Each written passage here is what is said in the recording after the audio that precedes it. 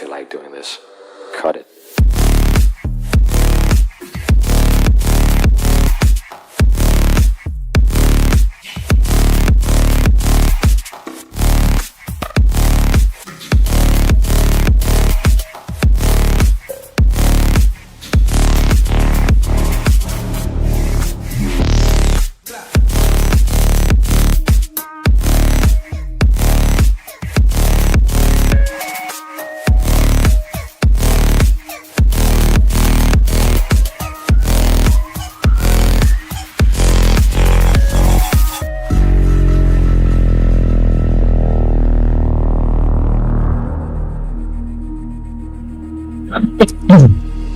Apathy is a state of indifference in which one generally finds oneself, lacking any kind of feeling or emotion of any sort.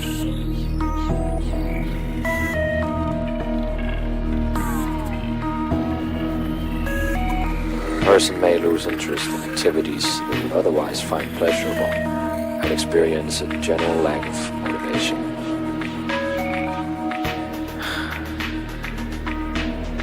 I feel like everything is hopeless, pointless, meaningless.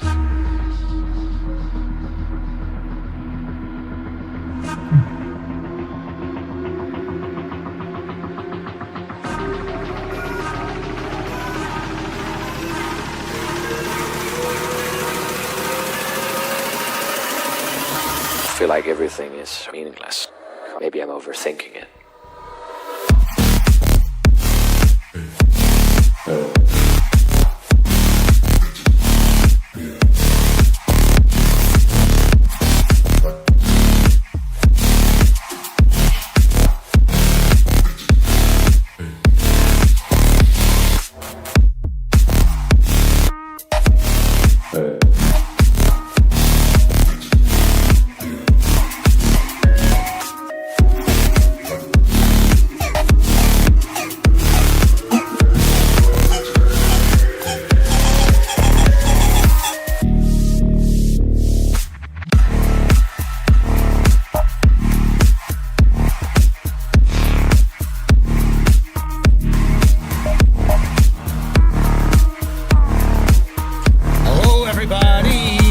SvenStreams is live. Let's check it all out. We're live. Are we live on YouTube? Yes, we're live on YouTube. We are live on Rumble. And we're live on Kick all at once. Look at that. It's all working out. Thank Christ. Thank Christ on Little Pony. Can you guys hear me properly? Please press 1 in the chat if you can hear me. Let's turn this music down a little bit. Let me know if you can hear me. Alright, go tell your friends, hit like, hit subscribe. Liz, could you do an announcement in the Discord server, please? That would be super sweet, thank you. Guess I'll tweet real quick.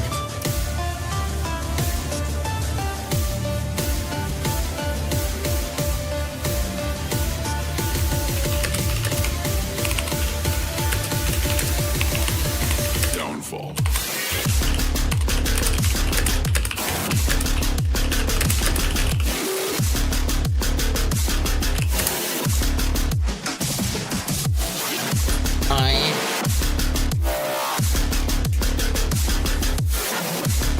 Yo. Hey Ash, what's up, dude? What's up? Wait, you want to go live? You're edging to go live? Yeah, go on. You just want to fucking do it? Yeah, why not? Okay, let me see. I hope everything's working though. It's so nerve-wracking. Yeah, I've got to start a whole new channel again, haven't we? It's like starting from fresh. Yeah, true. Okay, well, we're just gonna go live. Fuck it. Here we go. Boom. Hi, everybody. SvenStreams. We are live. My boom mic is fucking dripping. Can I fix this real quick? I have to do it over here, I think. Can you chuck and jive? Read the chat. Yeah, I'm just saying Ashley's way loud. Ashley is too loud. Yeah, is that what you're saying? Yeah, not one person said it. Oh, fuck.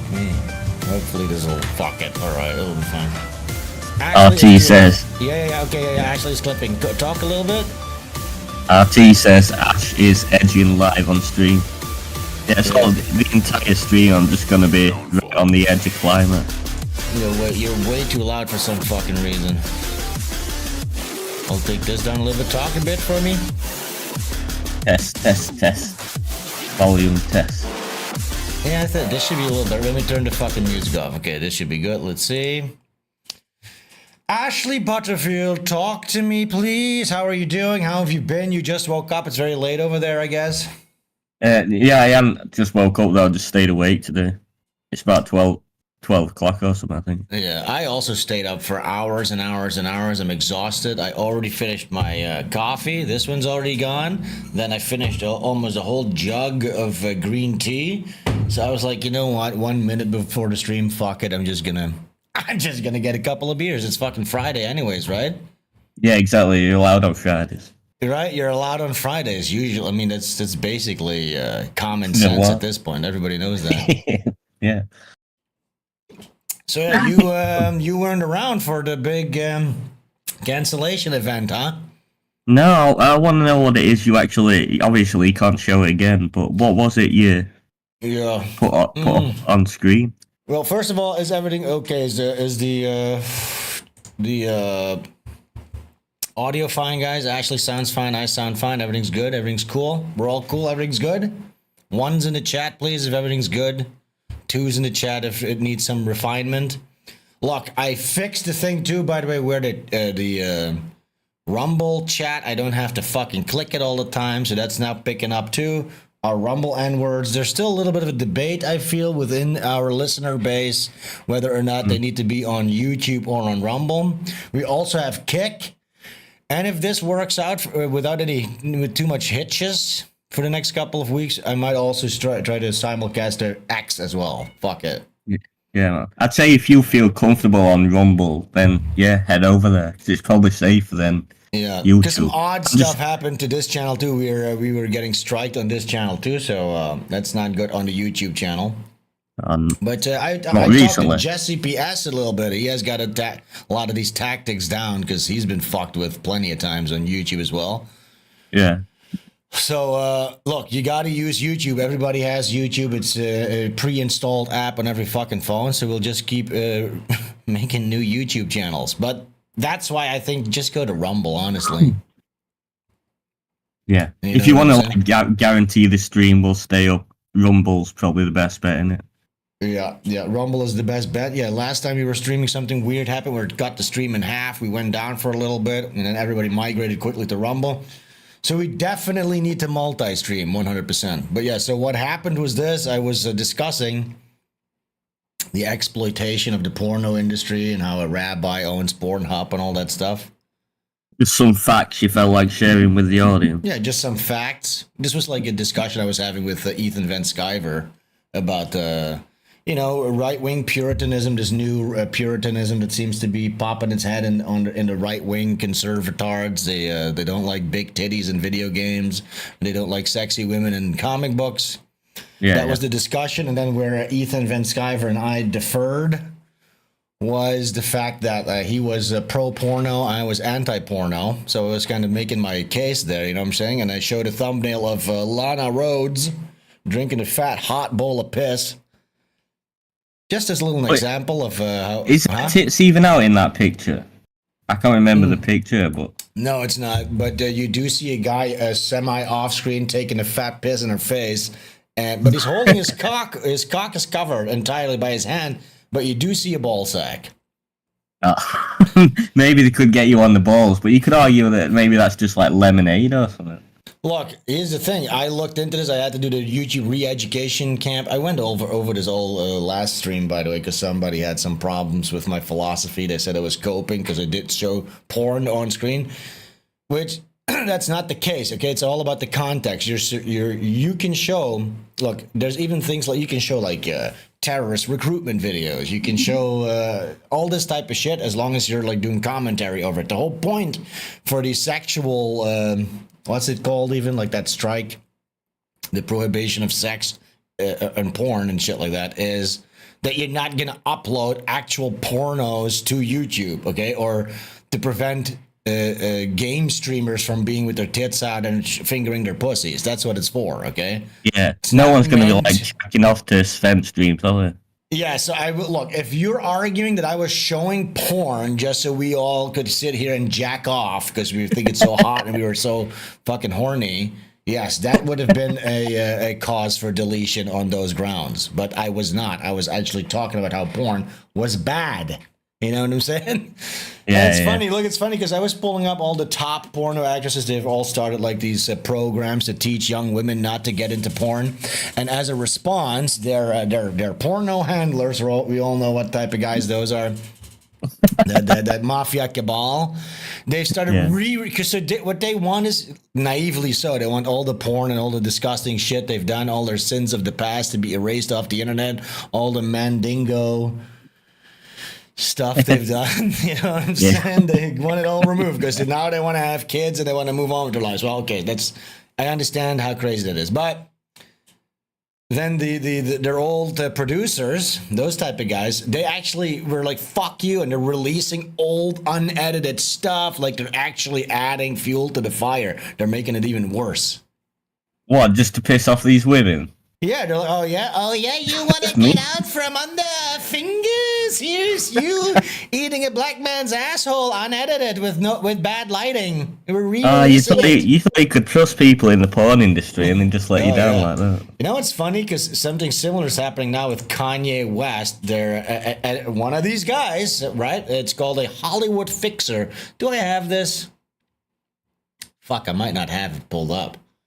Let me see real quick. My whole setup here is different now, guys, since I have to do this multi-stream, so bear with me for a minute here while I try to find my shit. You didn't see this? What's happening with Kanye West right now? I've seen it. Yeah, I saw his tweets.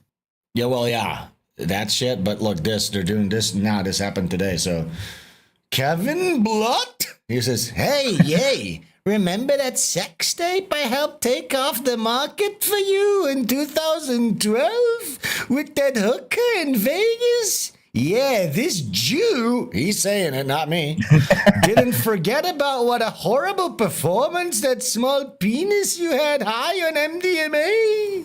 Hey, why don't you go fuck your favorite person in the world yourself? And he thought everyone would be on his side. They're like, yeah. Oh, look at this. Shane Gillis has the same handler, apparently. Oh, I always knew he were up to something with all his SNL dreams. Yeah, he's sucking somebody's cock over there. Yeah. He's sucking some guy's cock in order to get all those SNL gigs and all that stuff. Bud Light. Yeah, man, definitely. Yeah. So yeah, that's what they're doing to Kanye West, sort of on theme with what I was discussing. But you know what?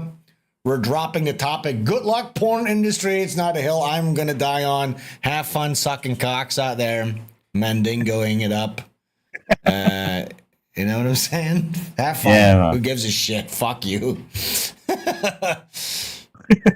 All right, but yeah, so that's what happened, and then they took our channel down. Boom, boff, gone. 60,000 subscribers gone. But here's the thing, though. That channel was completely flagged, dead in the water anyways. Completely fucked. Like he could get no new followers naturally through like the algorithm. That was somewhere on a graveyard, you know. Like they pretend that you can still do things with it, but it's just a lie. It's just a dead channel, basically. Still sucks. Do that to every single channel you restart on this channel, on this side. Well, we'll see, unless we are like pretty good boys. Yeah, let's just be good boys for 10 years. I tried to be a little bit of a good... but look, here's the thing, Asher. The other day I saw like this art video. It looked like Lady Alchemy, straight from the Lady Alchemy School of Art. It was this guy covered himself in soot, in milk, or some kind of a substance, with his dick out, and he started painting on the floor. Like, that was like prime SvenStreams material to go over, but I was like, you know what? Let's cool it on the cocks a little bit. Yeah. Gentleman Alchemy. Yeah, I said Mr. Alchemy. But yeah, Gentleman Alchemy, sure, yeah. Yeah, but yeah, I'm not going to pull that one up. But yeah, so we're multi-streaming. Rumble Kick, YouTube, and I'm going to try to do X as well. We have a new system, a new super chat system as well, and I have a chat bot, which I hope works. It doesn't seem to. Can somebody let me know if that works? And by the way, whenever I'm having I have little ideas for, I need to do this, I need to do this, can somebody take a note and put it somewhere, maybe in the VIP channel on Discord so I remember, because I always fucking forget. Anyway, so the Rumble chat thing, that's fixed. I promised to fix that. I did fix the text for the TTS. You can send the TTS. You can click on the link below, stream elements / SvenStreams / tip. I need to fix that link. That's a thing that I'm doing. I'm working on that. Oh my god, so much work. Yeah, and horrible tech shit. Horrible tech shit. Well, you know what the most horrible tech shit is? Actually, this. The entire website. Well, not the entire. It's not as bad as I thought it was. But look, a lot of it's dead links now, so we have to re-upload. Here's the thing, though, Ash. Good news. I was able to retrieve all the files from the deleted channel. How? There's this thing called YouTube. Again, thanks to Pod Awful, to Jesse PS. By the way, I'll be appearing on Jesse PS's Pod Awful next week, Tuesday, 7 p.m. EST. Mark your calendars. I'll be on Jesse PS's show. Yeah, he gave me some tips because he knows how all this shit works. And it's like, yeah, your channel's deleted. If you're quick about it, you can still retrieve. It's called like Google Takeout or something. It's like this thing that they probably had to do where you're able to retrieve your personal data. Yeah. So and you think they won't be able to delete all your stuff?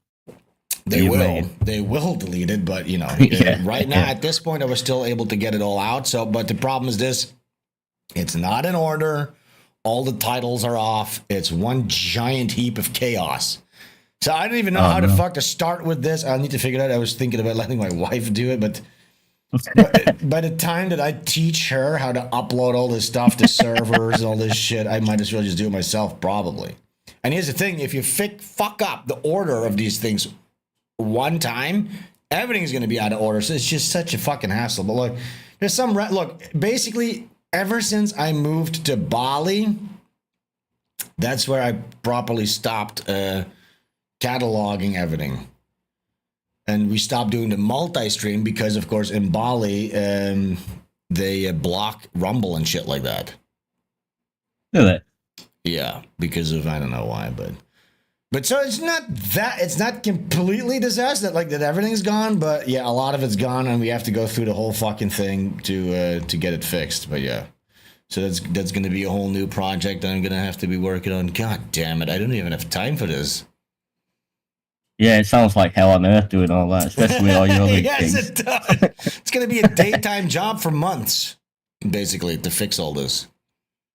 Do you think you'll ever actually do it, or if it'll just become a thing? No, I have to do it. It's irritating. It's grating. Because, by the way, I'm paying a fucking development team to get this entire website up to snuff, which I have a meeting about that later today.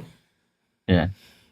So yeah, I'm sinking so much fucking money into this for nothing, basically, with barely any returns. Look, where's the super chats? I'm incentivizing more super chats. We have a what's that called? Leaderboard. So yeah, if you send a super chat, top super chats is on the top. Right now we have Mo. I think that's from last stream. I don't know how that works. Why don't you offer exclusive content? Oh, you do, don't you? I guess. And but yeah. But when people send a TTS, they get to directly talk to us, interrupt the show, put it dead in its tracks, and we'll have to answer to their whatever their question is. You know what I'm saying? So I encourage everybody to send a TTS. And what I'm working on, I want to do like a tiered TTS where there's different animations. I talked about all this last stream as well, where I want to have like a stripper doing little animations. So it's like you're putting a little a buckaroonie in like a stripper's panties, and she does a little dance. It's going to be our damn Justina cool. Babe. Yeah, so I'm experimenting with that, but you know, it's so much. I'm doing American Man. I'm working on an American Man animation right now. Hey. Cool. And we're doing Butch Killigan 3 is what I'm working on right now. Plus, still figuring out logistics for Butch Killigan 2. Which is actually right now fucking finally being printed because we were trying to get like a shipment deal going where I was who gives a fuck? Why would I have to explain this? Yeah, it's coming. I was gonna explain the details of like shipping stock. Gives a fucking shit. But yeah, so yeah, for Tuesday, Jesse PS will be on Pod Awful, and we'll see how that goes. I was on Killstream the same day that we got fucking canned. Oh yeah, was that a good one? Yeah, that was a good interview. Yeah. Ethan said it was his favorite interview of the year. He said so. Is he still sober? You know, remember that post he made about going sober? Right now he said, oh yeah, it was a very emotional post. He wrote it. I'm encouraging him to write. He's going to write a book, saying definitely do that. And I offered I would do the illustrations for him if he wants it. So I'm going to try to keep him on the straightened path. Yeah. That's a lot to offer. Will you do some illustrations for me? Well, yeah, you are my illustration. Look at you. You're a little animated guy. You basically are a illustration of my brought to life. When I think of Ashley Butterfield, is this the same for everybody else in the chat? When I think of you in my dreams, when I dream of you, whenever I'm dreaming of you, I see this guy in my head. Yeah, is that the same thing for everybody else? Still need you to send them pictures of me to my computer. All right. Yeah, we should have some. We should have like an art contest to draw Ashley in like salacious, compromising positions and stuff like that. That would be cool. We're going to be doing some more art streams as well with Liz. The prompt art stuff. We're doing it all. We're doing all of it basically. All right, let's get into the festivities. What do you say, Ashley? I got some show notes here. Yeah, I think it's about time. Let's go. It's kind of fucking annoying, this new setup. I'm not into the flow of it yet, but we'll figure it out as we go along. Did you see this stuff? There was a press conference with Donald Trump, and it's really funny because the Indian representatives are in the United States right now. I gather, and they're very hard to understand. Turns out they're speaking English. By the way, usually you have a translator there for, you know, when the Chinese goes, and then they translate it to Trump. But Trump is having a very hard time just understanding their is the Indian trying to act like a normal human being and speak English? They're there in full, like, Men in Black style, 15 cockroaches wearing a trench coat. Yeah, that's the Indian delegation. This guy here, yes, this is, you might think this is a human being, but no, this is about 17,000 cockroaches taking on the shape. You'll be able to tell when it speaks because it won't sound like a real human being. Yes, exactly. And Trump will, he's encountering this problem firsthand. Listen to this. Yeah, blue shirt. Thank you, Mr. President. People in India will naturally welcome your decision to extradite Tahabu Rana to India back home. In that context, I would like to ask you a question about, in last few years, we have seen several groups in the US raising anti-India voice, calling about separation, terrorism activities in India. Do you think that should continue here in the US as well? You're going to have to go louder. You're going to have to go louder. President, people in India would be welcoming your decision to extradite Tahabu Rana to... I can't understand a word he's saying. I can't. It's very low. The audio is very bad on this video, but he goes, I can't. He tried to be polite. He says, you're going to have to go louder because he didn't want to say, listen, I have no clue what the fuck you're saying. Mr. President. And he's still right next to him as well, so he shouldn't even need a microphone. Yeah, and then he says, I don't understand the word he's saying. He just said it. He's like, I don't have time for this. This place must stink. Look at it. They're all sitting there. This is like reeking of like hot piss, shit. You know? I can't understand a word he's saying. I can't understand the word he's saying. Now we have more. We have another video that is from a different angle from the same encounter because I love this. Look at him. Look, there he is. The medical team behind you and you, and I'm sure they will keep America safe. As far as your trip to India, Mr. President, where do we go from? I also have no fucking clue what this guy is saying. Can you hear what this fucking guy? Yeah, Mr. President. Scientific and medical team behind you and I'm sure they will keep America safe. As far as your trip to India, Mr. President, where do we go from here as the US-India relations are concerned, and also, Mr. President, you are very familiar in India and Prime Minister Modi is very familiar in America. What is the future? Indian American She's aware. She's One of like, the actual awake people in the room. I don't know what's happening. Wait, maybe there's better audio? Yeah, blue shirt. Why is it so low? Thank you, Mr. President.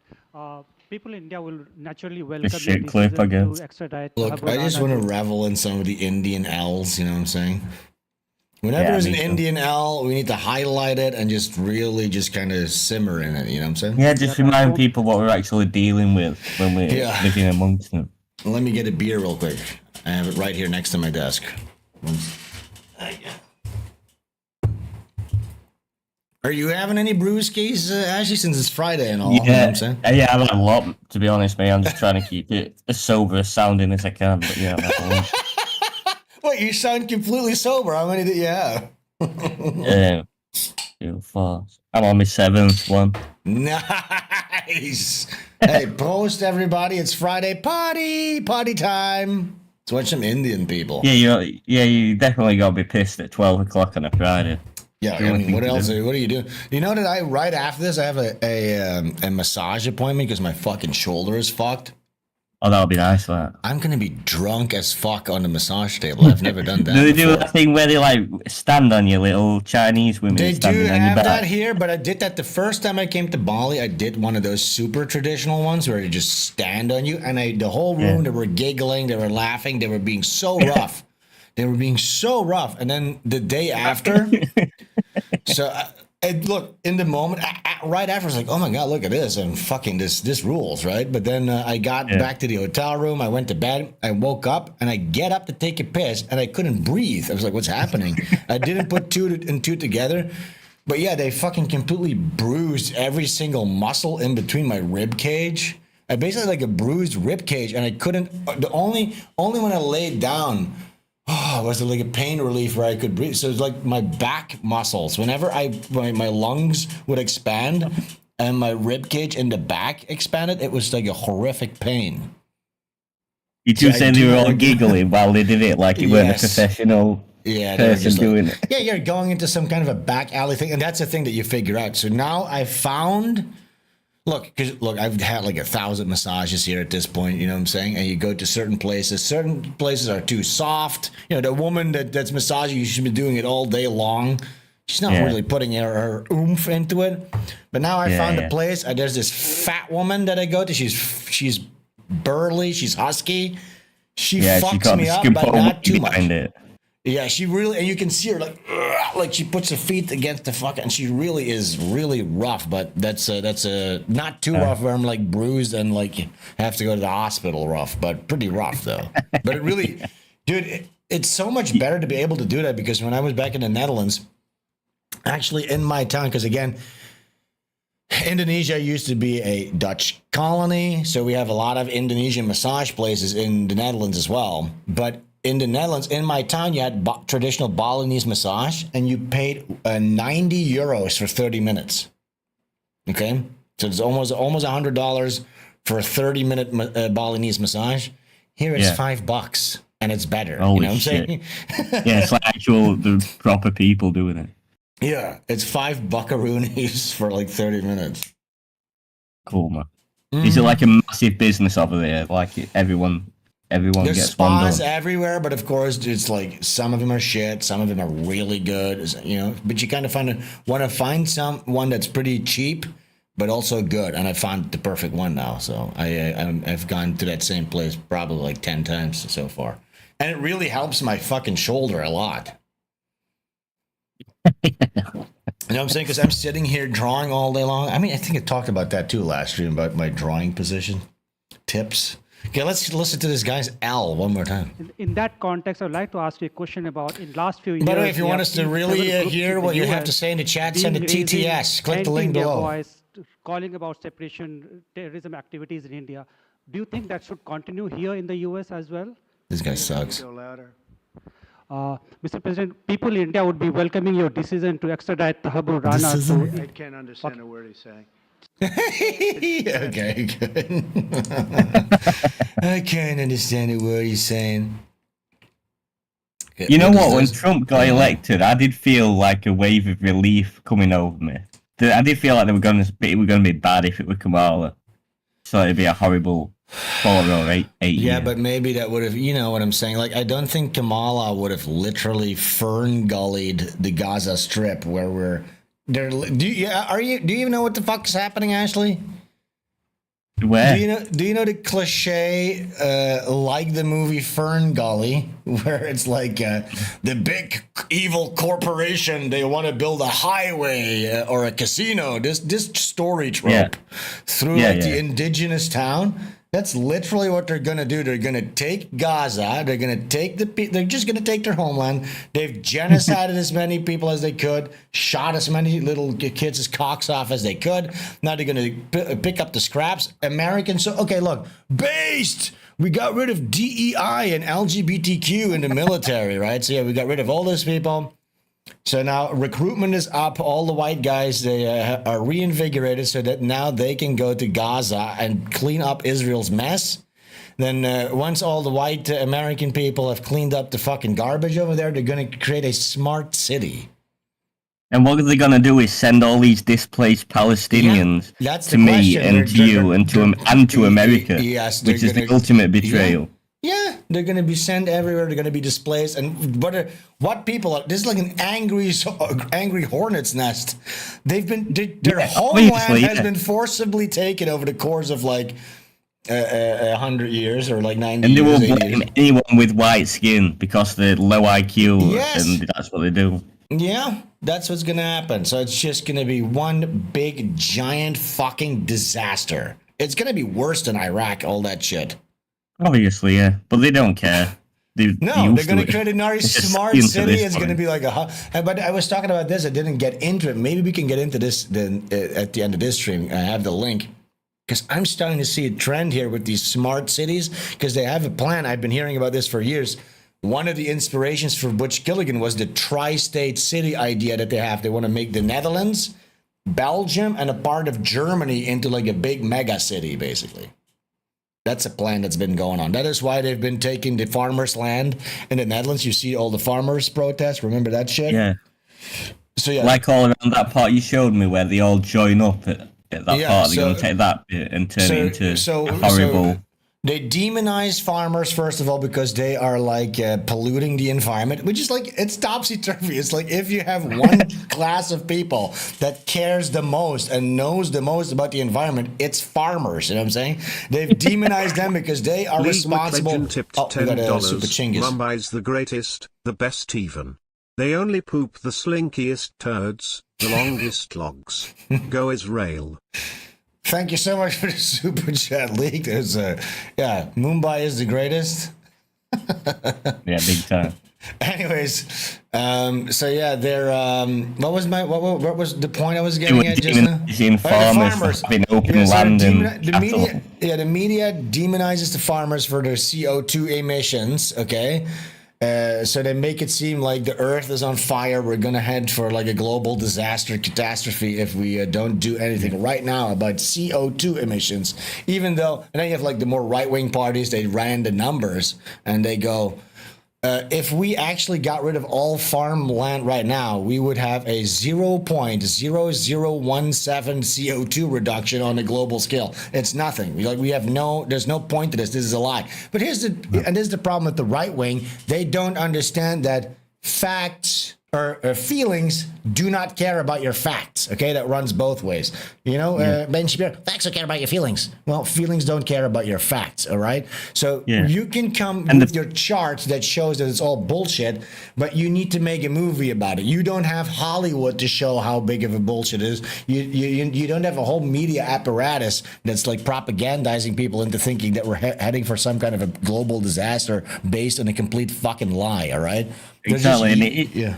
It's these powerful people who treat you like shit, like you're thick as fuck. So they'll just go, yeah, it's to reduce environment disasters, which is why we're claiming all this land.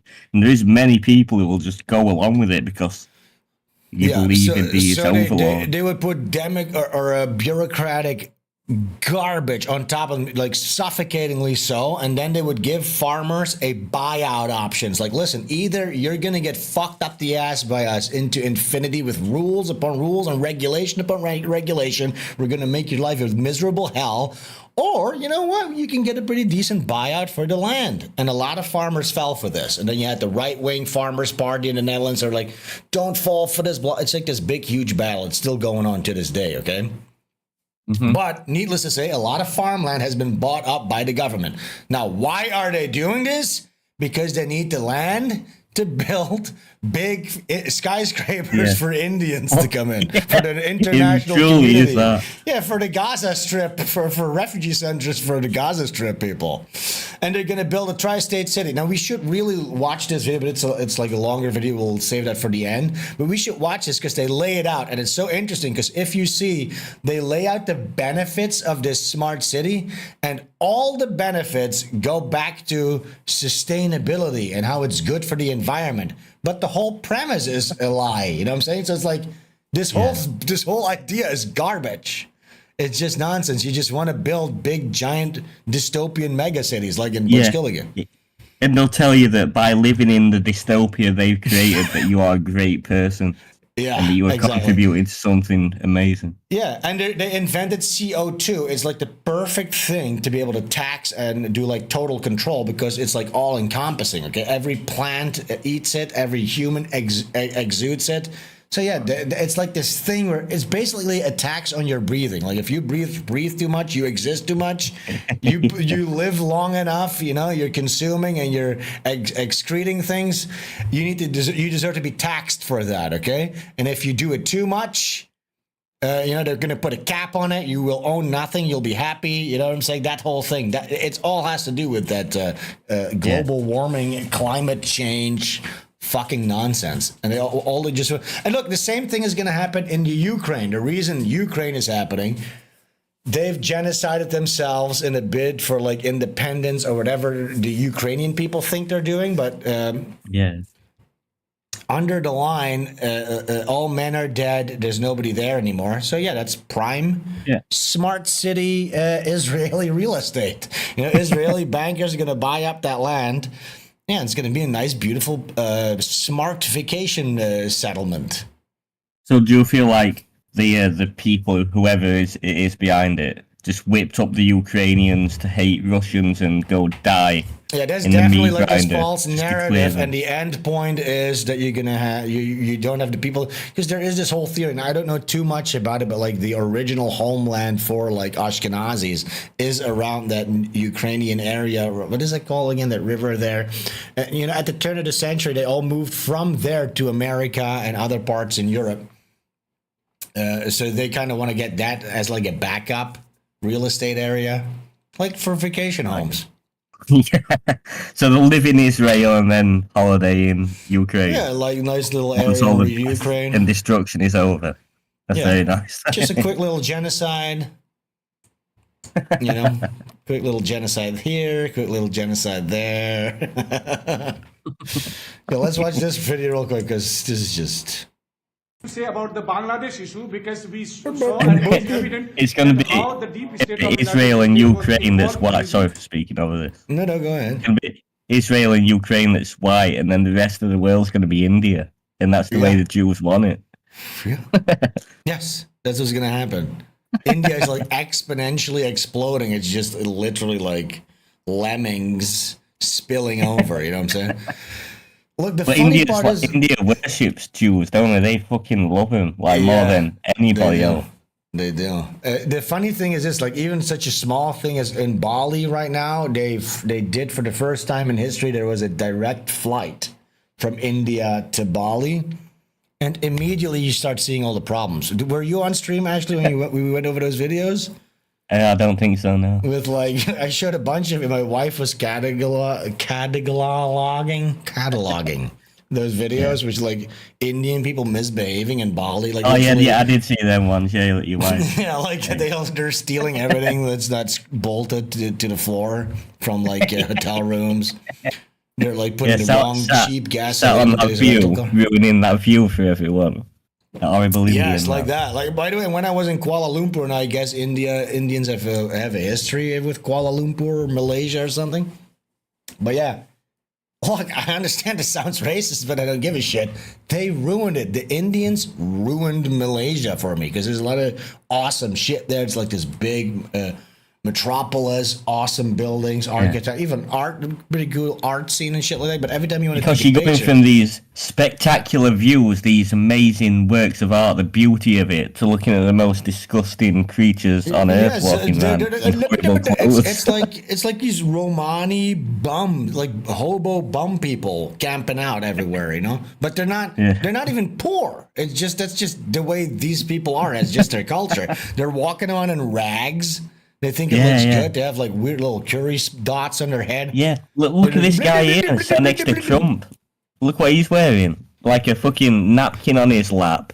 A terrible, horrible. But I will say old this guy compared to what I'm actually talking about, like the average Indian, this guy looks pretty okay. If you look at the average Indian, it's literally like a hobo. That's what they walk around in, like in rags. They look like, I mean, you know. I think I made my point. Change during the Biden administration. Then Muhammad Yunus made Junior Soros also. So what is your point of view about the Bangladesh? And what is the role that the deep state played in the situation in Bangladesh? Well, there was no role for our deep state. It was. This is something that the Prime Minister has been working on for a long time and has been worked on for hundreds of years, frankly. Oh, it's so annoying. But I will leave Bangladesh to the Prime Minister. Say about the Bangladesh issue because they have the worst voices, don't they? Even the women, like the women's terrible voices, and they can't sing properly. It's grating. It's grating. Their entire. It's their vibe, their culture. You know, their vibe. It's just not something that I'm into. The whole thing is off. Yeah. You know what I'm saying? So, but yeah, we're gonna be seeing a lot more of them. The smell. Brace yourselves, guys, because we're gonna be seeing a lot more of India coming up. Coming up next, a lot more India stuff. Okay, let's see. I want to see it real quick because we have YouTube going. How's our numbers today? Okay, we got about 45 guys on YouTube. We got 20 guys on Rumble. Our audience has been halved.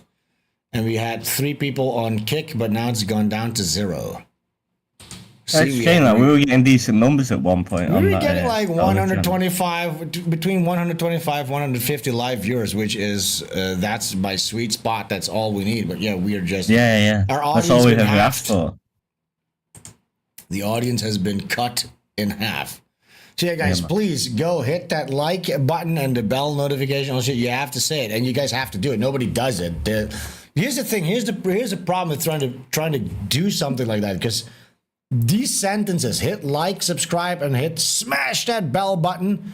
It's become such a phrase, such jargon that's just being repeated by everybody that's become meaningless. And it's like saying a word a million times. So how do you actually get people to click on the bell? You need to. We got a super chat. Tipped $5. Can't wait to read Butch Killigan and see Ashley's. see Ashley's ass? Because it says. No, I think you said you were gonna add little an Ashley character into the background. There was it was censored. Ashley's, and then it was 3 little stars. So Ashley's ass, I think. Okay. But yeah, I'm also gonna put perhaps I'll put some little SvenStreams Easter eggs in there. I promised that I would put the Fatal 4-Way guys in there. There needs to be a Butch Killigan Fatal 4-Way battle. But yeah, look, I want to tell people, if you want to get notified when we go live, I'm going to another super show. $5. Can't wait to read Butch Killigan and see Ashley's. You sent that in twice, or is something going wrong here with my notifications? I'm not sure. Well, thank you either way, SXS. I guess he wants to see Ashley's asshole. Oh, maybe you're saying anus. Is it Mike Ink who said it? Mike Ink in chat says, Ashley, bring back anus. You know, Ashley's news segment. We watched yesterday or the other day, we were watching like the top 10 episodes and we showed anus and everybody loved anus. And I said, well, good luck. Man. We've put loads of effort into it, but then YouTube made it like, so we could really grow, so we made it. Yeah. But look, we should probably bring some of the bits back, maybe. Like, I would like to see another anus. Yeah, no, I'll work on it. I'll get around.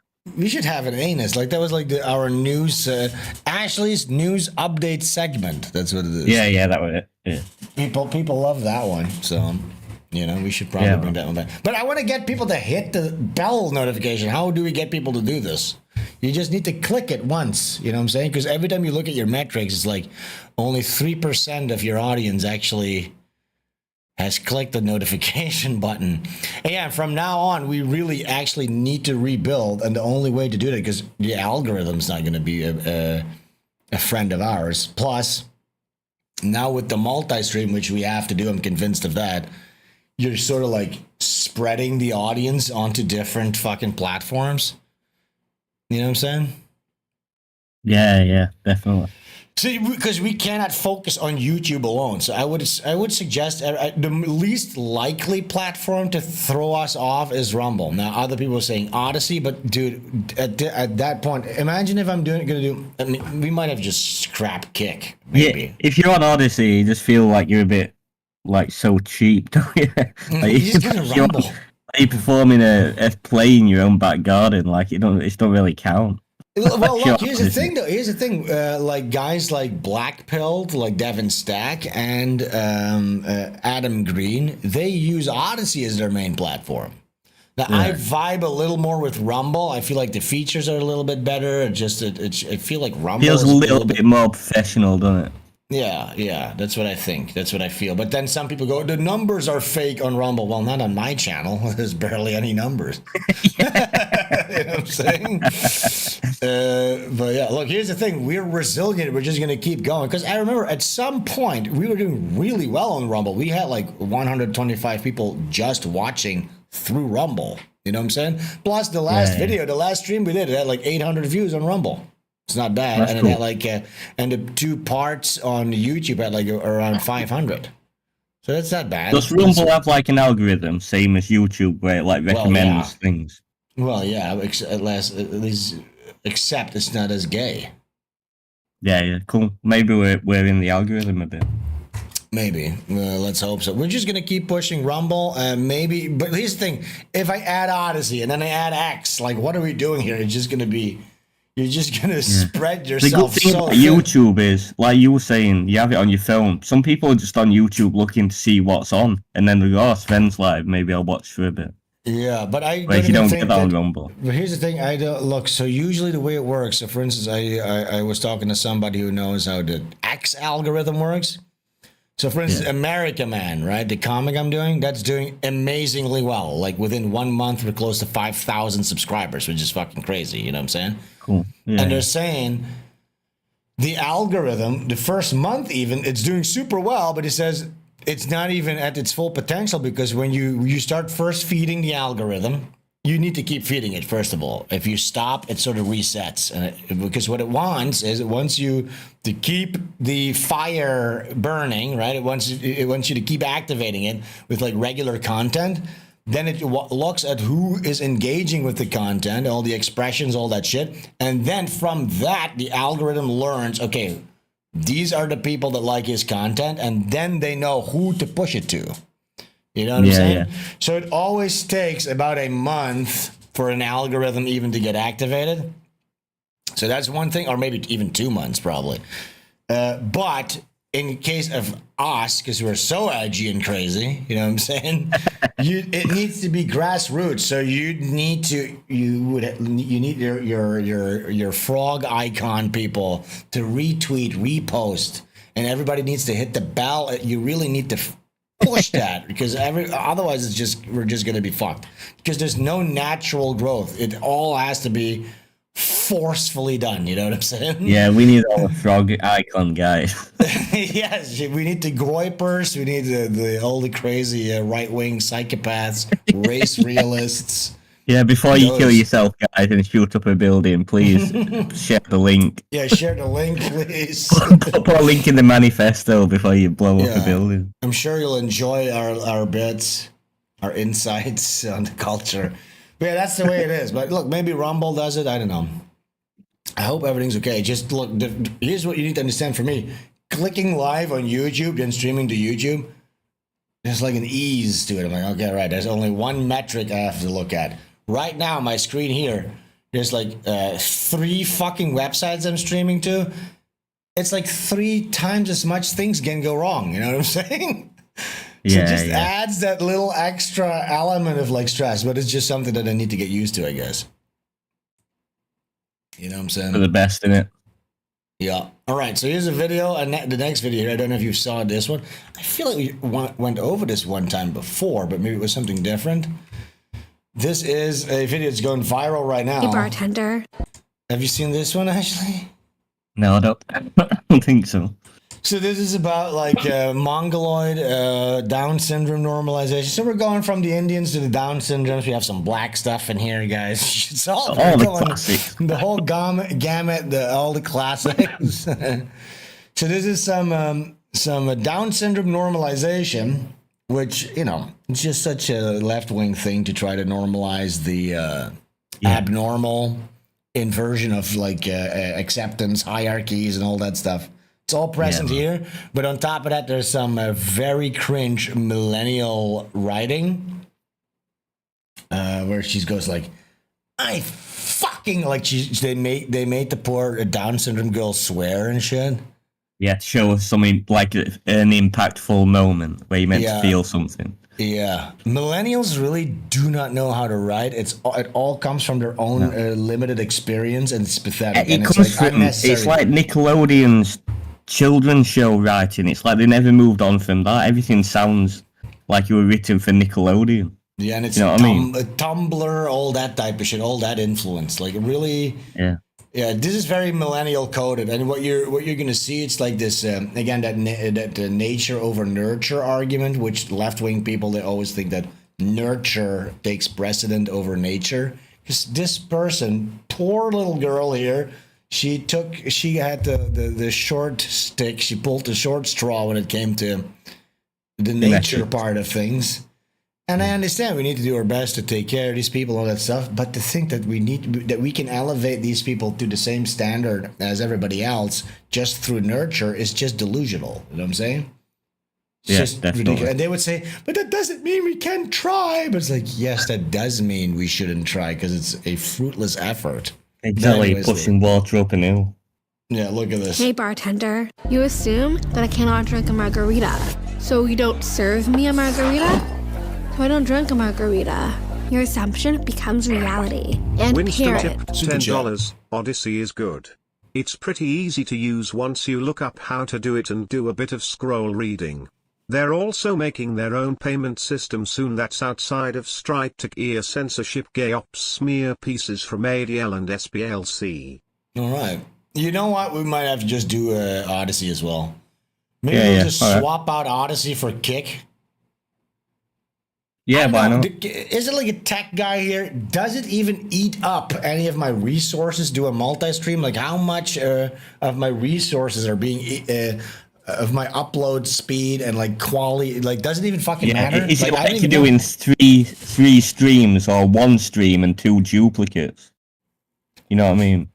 But look, for instance, I can look. I'm looking at the metrics now. I'm seeing like all the upload speeds. It all looks good to me. It all looks stable. But I wonder if I add like X and then I add fucking Odyssey to this, right? Is that? Am I just worrying about nothing? Like, I need like a tech guy that understands this type of shit. Yeah, because I don't know. Like, I don't fucking know. I'm by the way, I'm forced to be on a VPN because I'm in Indonesia and it won't allow me to just connect my regular internet and stream to like Rumble and Odyssey because all that shit's blocked. So I need to know how the fuck that works. Let's see It's your PC. Your upload won't take it. It's your PC. Okay. Well, my PC is up to snuff. My PC is a beast. I think at this point. When did I get this PC? Not that long ago. Like a year ago, 2 years ago. Ask Josh. I did ask Josh, but he's look. TK says ask Josh Moon from Kiwi Farms. He streams to 5 platforms through a VPN. But Josh Moon, I asked him. He created his own program, his own fucking software to do that shit with, which is not readily available. He did say he's working on making that maybe readily available in the future. I think I was drunk when I asked him, but so we do not have that option right now. I know some people use that Restream service. I'm not doing that. I'm doing everything through OBS. I have like a multiple output plugin that I got. Look, dude, you didn't even know. Like today, I spent a horrible headache dealing with Can all I that. give you something? Okay, so for 3 hours before this stream, I'll tell you this: in order to get multiple chats to display on my stream, we're just gonna do a little bit of tech talk. Sorry, it's gonna be boring as fuck, but I just want to explain to you how much effort goes into this nonsense. In order to have, for instance, right now Rumble and YouTube to display above here, I have to install this plugin, this browser plugin, and the way it works is you need to pop out the chat. So you go to, I have to, once I set everything to live, I have to go to my live page. I need to pop out the live chat, pop out the Rumble live chat, the YouTube live chat. Now, when you minimize, because I'm clicking around, I'm going through Twitter, I'm doing things, I'm streaming. But whenever you minimize the YouTube, because whenever you click on something, the screen automatically gets minimized. YouTube still gets like processed by this software. It still gets up there. But whenever you minimize the little Rumble pop-up chat, it disappears. It will no longer be updated here. So that's what was happening last stream. So I had to go manually into my taskbar, click, open up the Rumble thing, and then it updates. So what I'm doing now is on my secondary screen, nothing's full screen. I have like a million little tiny screens there. Otherwise, fucking Rumble doesn't update. Now, that was my stupid solution, because what I did actually is with ChatGPT, I was actually writing scripts today, Ashley. I was writing automated scripts. That would keep fucking Rumble coding script. Like I forget what it's called. Like Windows scripts that will start during Windows startup. It will run a script, and the script was this: whenever a Rumble pop up is there, it'll keep priority, and it'll stay on top. You know what I'm saying? So even though I click on a different browser window, this Rumble window will always stay up top, so I don't have to manually pull it up all the time. Now, guess what happened? Every time I clicked, after I ran this script, everything went wrong. I click on my Explorer. I click on like an Explorer, for like Windows Explorer, and it's like this. It's going up and down, up and down. I can't even get back to my script to edit it. I can't even get back to it. Everything's going like this. My whole computer's fucked. Oh no! I spent 3 hours doing that, only to then just go, okay, whatever. I'm just gonna keep all my screens like that. So I have like everything's like this, blah, blah, blah, blah, like little. It's like a patchwork of fucking 100 fucking screens, completely disorganized. You got to be dead careful never to go near the Rumble so you close it down. Just that's over there in the corner. I will never touch that, please. But at least, and that's all so that you guys have like a neat chat above my head here. Took me 3 hours so and I got nowhere. On the screen. It looks so simple on screen. It was really, it was a hell, but all right. It works at least, you know what I'm saying? Fuck it. Yeah, man. Okay, let's watch this retard. Come on, I don't like that. It's you know, she's a poor girl. She's being abused. Hey, bartender. You assume that I cannot drink a margarita. Hey, so you don't serve me a margarita? So I don't drink a margarita. Your assumption becomes reality. And parents, you assume that I cannot live up. Drink for somebody. Even a retard. That's another thing. That's a detail here. So look, the broader problem with this is the nature over nurture argument, whether or not if we just treat Down syndrome people who have a chromosome too much like a regular person, they're just magically going to adapt and they're going to be exactly the same as us. You know what I'm saying? Yeah, but you think if all these so-called times are happening to these Down syndrome where they're not treated like real people, to be able to find an actual example of that seems realistic. rather Because than I think I would think it's generally a bad idea to be feeding alcohol to the Downs. You know what I'm saying? Yeah, but even then, you'd say, "What drink do you want? Do you want? What do you want? Some Coke?" You wouldn't just pick an orange thing at random and give it. But okay, look. Okay, let's say this: you're a bartender, a Down syndrome person, and they're not. I understand in England it's difficult to distinguish whether or not they're afflicted with the syndrome of Down. But just assume they are. And they go, listen, I'll have a double whiskey on the rocks, lots of rocks. Yeah. Do you give it to them? Yeah. Yeah, you're like, fuck you, here, go ahead. Yeah, I worked in a bar. I don't think I'd think twice about it. Yeah, I don't know. It just seems like it seems like giving booze to a child or something. I don't know. I guess, yeah. Is but there rules? If they can make the way towards a bar, they're probably able to have a drink. It just seems to me like if you give, it's like giving a chimp a machine gun or something like that. You know what I'm saying? It just seems like a bad idea to me. I do see, but I also think, like, what kind of life are they living? They may as well get drunk. Sure.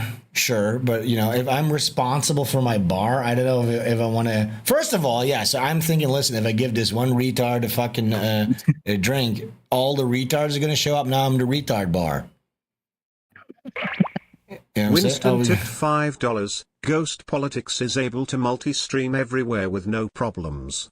He uses a different program. Josh might have walked him through it. I'm in Ghosts in a Circle. I'll ask him how he does it and relay the info back to you. All right. Watch your Discord DMs. All right. I will. I messaged that Ghost Politics guy. I'm not familiar with this guy. I guess he's like... pretty big in the righto-sphere as well. I saw he ordered a copy of Butch Killigan 2 and 1, which was cool. And I think I DM'd him, but I never got anything back. And then I think I heard some people say that he's like a Mossad agent or something, which to say about everyone. But yeah, how about Ghost Politics comes on my stream? What did he say? He said he's sending copies of your book to Mossad for analysis. Oh, yeah, for analysis. Yeah, whether it passes the kosher test. Yeah. All right, so you're gonna give drinks to the retard. I have second thoughts about this. But okay, let's see. What other things are they being discriminated for? It becomes reality. And parents. You assume that I cannot live on my own. So you don't encourage me to live on my own. So I don't live on my own. Coach. You assume that I cannot hit harder. So you don't train me to hit harder. So I don't hit harder. And teacher, you assume that I cannot learn Shakespeare. So you don't teach me Shakespeare. Old MacDonald had a farm. So I don't learn Shakespeare. E-I-E-I-O. But hey, if all your assumptions become reality, then assume that I can drink a margarita. So that's the fundamental problem with this is that these left-wing millennial people that wrote this, look, I don't even know who wrote the script, probably not millennials, but the millennials made the ad at least. Yeah, the fundamental definitely. problem is that they think that you can actually change reality itself. You can rewrite that through social engineering, okay? So the fact that Down syndrome exists is because of our assumptions and our inherent bigotry towards them. If we would just act like they were normal, they would become normal. You see, that's the fundamental issue here, because they're just they hate the natural order of things. You know what I'm saying? That also that's also no. If I want to be a woman, I can be a woman. You know what I'm saying? I think it's all because they got some perverseness about them that they hate about themselves, because on some level they are part of the natural order, so they hate it. But they think, well, if I can make Down syndromes normal, maybe then whatever's wrong with me can be normal. So they start at the lowest. You know what I mean? Yeah, but you look, so look, everything that's happening in this video, you could take that same philosophy and put it on like black people that are not really up. Yeah, everybody was complaining all the time about the way other people are treating them. Then, I just think so. Fundamentally, they think they see reality as like flawed. They see nature as oppressive, and they think that you can just it's like this transhumanist idea, basically. You know what I'm saying? Where it's like, and look, there is aspects of that are true, because you can, through incessant top down social engineering. You can update people's firmwares and belief systems, and it will alter reality to a certain degree. But you cannot change the natural order of things, no matter how hard you try, no matter how hard you try to speak these things and with an iron fist trying to shove this down people's throats. You cannot change the fact that a man can never be a woman, or that a Down syndrome person can never recite Shakespeare. Because now it's with this, but okay, look, this video, obviously this girl here is semi-competent in reading off a script. God knows how many fucking takes this took to be able to cobble together this semi-competent commercial. You know what I'm saying? Like, she barely could say Shakespeare. Like, yeah, I don't think she'll understand any word. If she was, I don't think she even knows what she's saying. I think they gave her the words, and she's just repeating whatever. It's like when Disney hires those Chinese actors to appeal to the Chinese market, and they just phonetically are acting like, I need lightsaber. I need a lightsaber to fight against the dark side. It's like they have no clue what they're saying. They're just repeating what their speech coach is like whispering into their ear. Somebody says Ash is right. I don't think we were disagreeing at all, but no, I think you're just supporting what I said about the scripts. Boink. Like teaching a dog to bark. I don't know if that's the right analogy. It's like teaching a dog not to bark. It's like teaching a dog to read Shakespeare. You know what I'm saying? It's it's like teaching a dog not to bark is making it ignore its natural instinct, which is to want to bark. It just really wants to. That's like the way I feel when I see a tranny. I just want to hate it. But I've been taught I'm not allowed. Yeah, you're not allowed to. And in fact, you need to address Oh, by the way, this is something that I just did. We need to pull this up real quick. Did you see Big J Okerson's new special? No. I'd love to watch them though. I haven't seen I didn't see the special. I just saw the poster. This is okay. I'm gonna just pull this up for you, and you just tell me your first thoughts about this. Fuck! I can't pull it out. Pull it out. Does Big J? Does it have it here?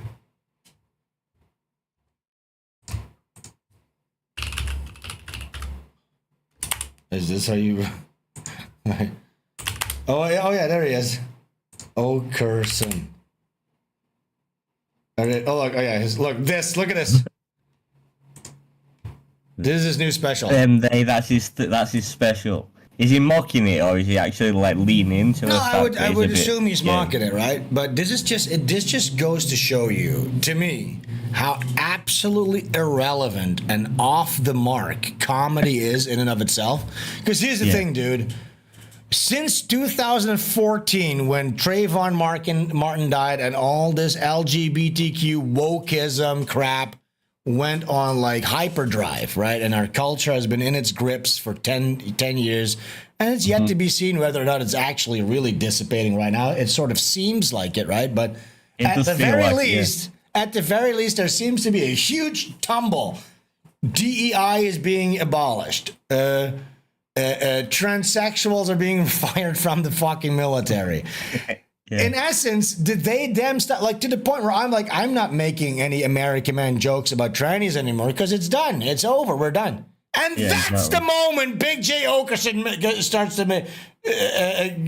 starts to make fun of him and decides that this is the moment. After the storm has passed, this would be like last year you make like a COVID special. You know what I'm saying? It's like done, dude. We're doing done. Like calling your new special BLM riots. Yes. Look, you know what I'm saying? Like they, them. Oh, whoa, dude! You're such a fucking rebel. Wow, fighting the power here, dude. Well, to me, it's done.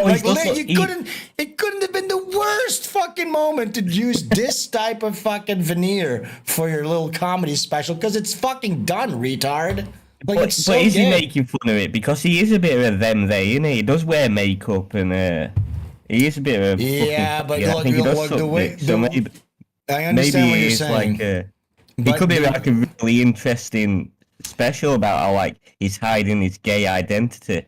Like No he way. can't really admit it, so he's them and his say. Look, anyway, look, first of all, whenever has like the title of one of these things actually fed into the content, this is just him gonna sit. He's gonna be sitting on a bar stool, looking sexually like this, with his like manicured eyebrows. He's gonna be all coy. Hey, how many black cocks have you sucked? Like that's what it's gonna be. You know what I'm saying? And maybe it says some sort of a framing device, and it's gonna be like some sort of a commentary on like LGBTQ, but it's like, dude, you're fucking at least look. If you had done this in 2024, it would still have been kind of hack. It's like, okay, yes, they them pronouns, we got it. Like you're not brave to touch us. Like if he had done this in 2018, imagine 2018 at the height, or 2019, That he would have released this seemed poster. at least relevant. Still hacky, but relevant. Yeah, it would have been like, oh, look, this is, but it had some kind of a bravery to it or something. Right now, this means it's meaningless. Like they, them. What are you even talking about? Oh, that stuff that happened like 3 years ago. Oh, what is this about? It literally is like Jim Norton doing like his comedy special about Bill Cosby's rape charges 3 years after that was in the news. You know, because that's when they start writing their bits. And they just can't abandon, they can't kill their darlings. So he's going to still talk about Bill Cosby. Nobody even knows who the fuck Bill Cosby is anymore. Let's see, maybe there's some clips here. Well, he's going to be, you're going to see like this mask, this performer mask that he has on, where he's like exuding this fake confidence. And by the way, when you say, yeah, he is kind of a they, them guy, I don't think that's the case. I think he sees himself sort of like, he thinks he's like a weird, like, look, the way he looks at himself is like, I'm a weird comedian. I know him for like 53, but look, I'm like a weird guy. And he looks at himself sort of as like a bohemian, weird, like Johnny Depp type of guy with some scarves. Culture. Yeah, counter, but he just has no clue what he's doing fashion-wise. Like, look, I understand if that's the way you want to go. Get somebody who knows what they're doing, give you some pointers, because you look nothing like what you think you're putting out there.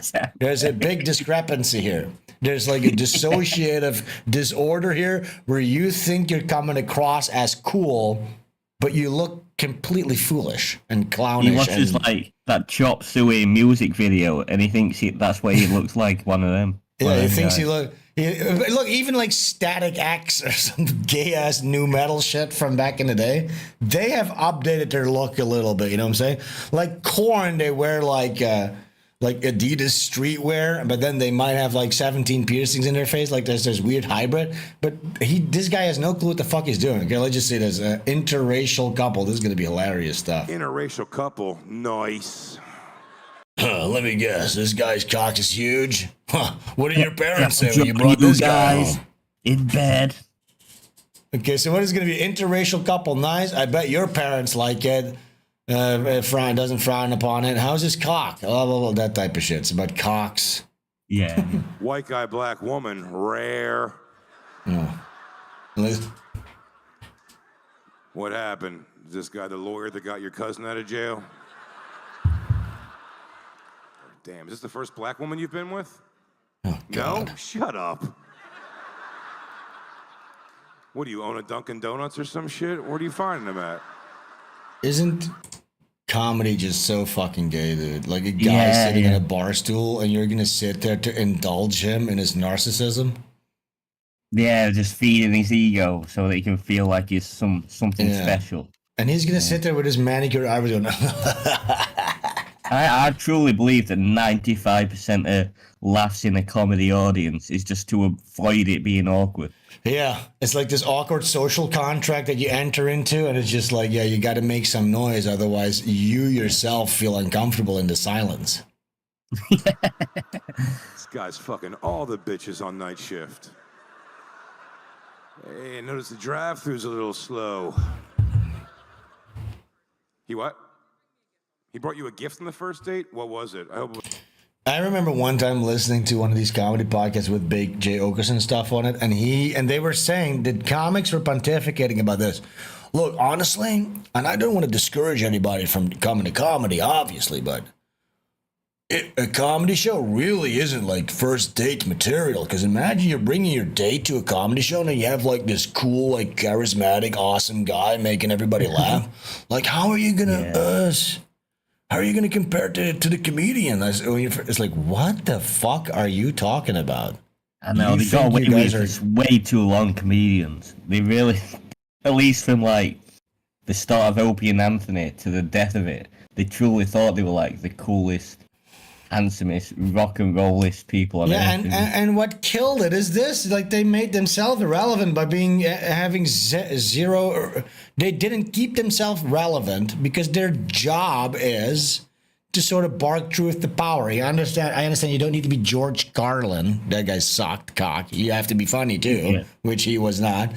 But if you're too afraid to make fun of trannies, like you saw this with South Park, for instance, like they didn't even know what the fuck to make fun of anymore because they were so scared to talk about anything about the faggots and the BLM. Nobody made fun of that because everybody was scared of cancel culture. Nobody made fun of it. Now, all of a sudden, you're going to make fun of the they-thems after it's done? You fucking pussy? Ooh, how brave. Yeah, once it's been made socially acceptable by people who actually took risks and paid for it. Yeah, so now that all the risk is gone, now he's going to address it? Oh, cool. Right on time, dude. You're fucking 4 years too late. 5 years too late. And I think comedy peaked during fucking COVID when they all started their podcasts. And it's just completely dead. Comedy sucks. It's not funny. It sucks. They're all hacks. They're also such nepotistic cocksuckers that they never allow anybody new in.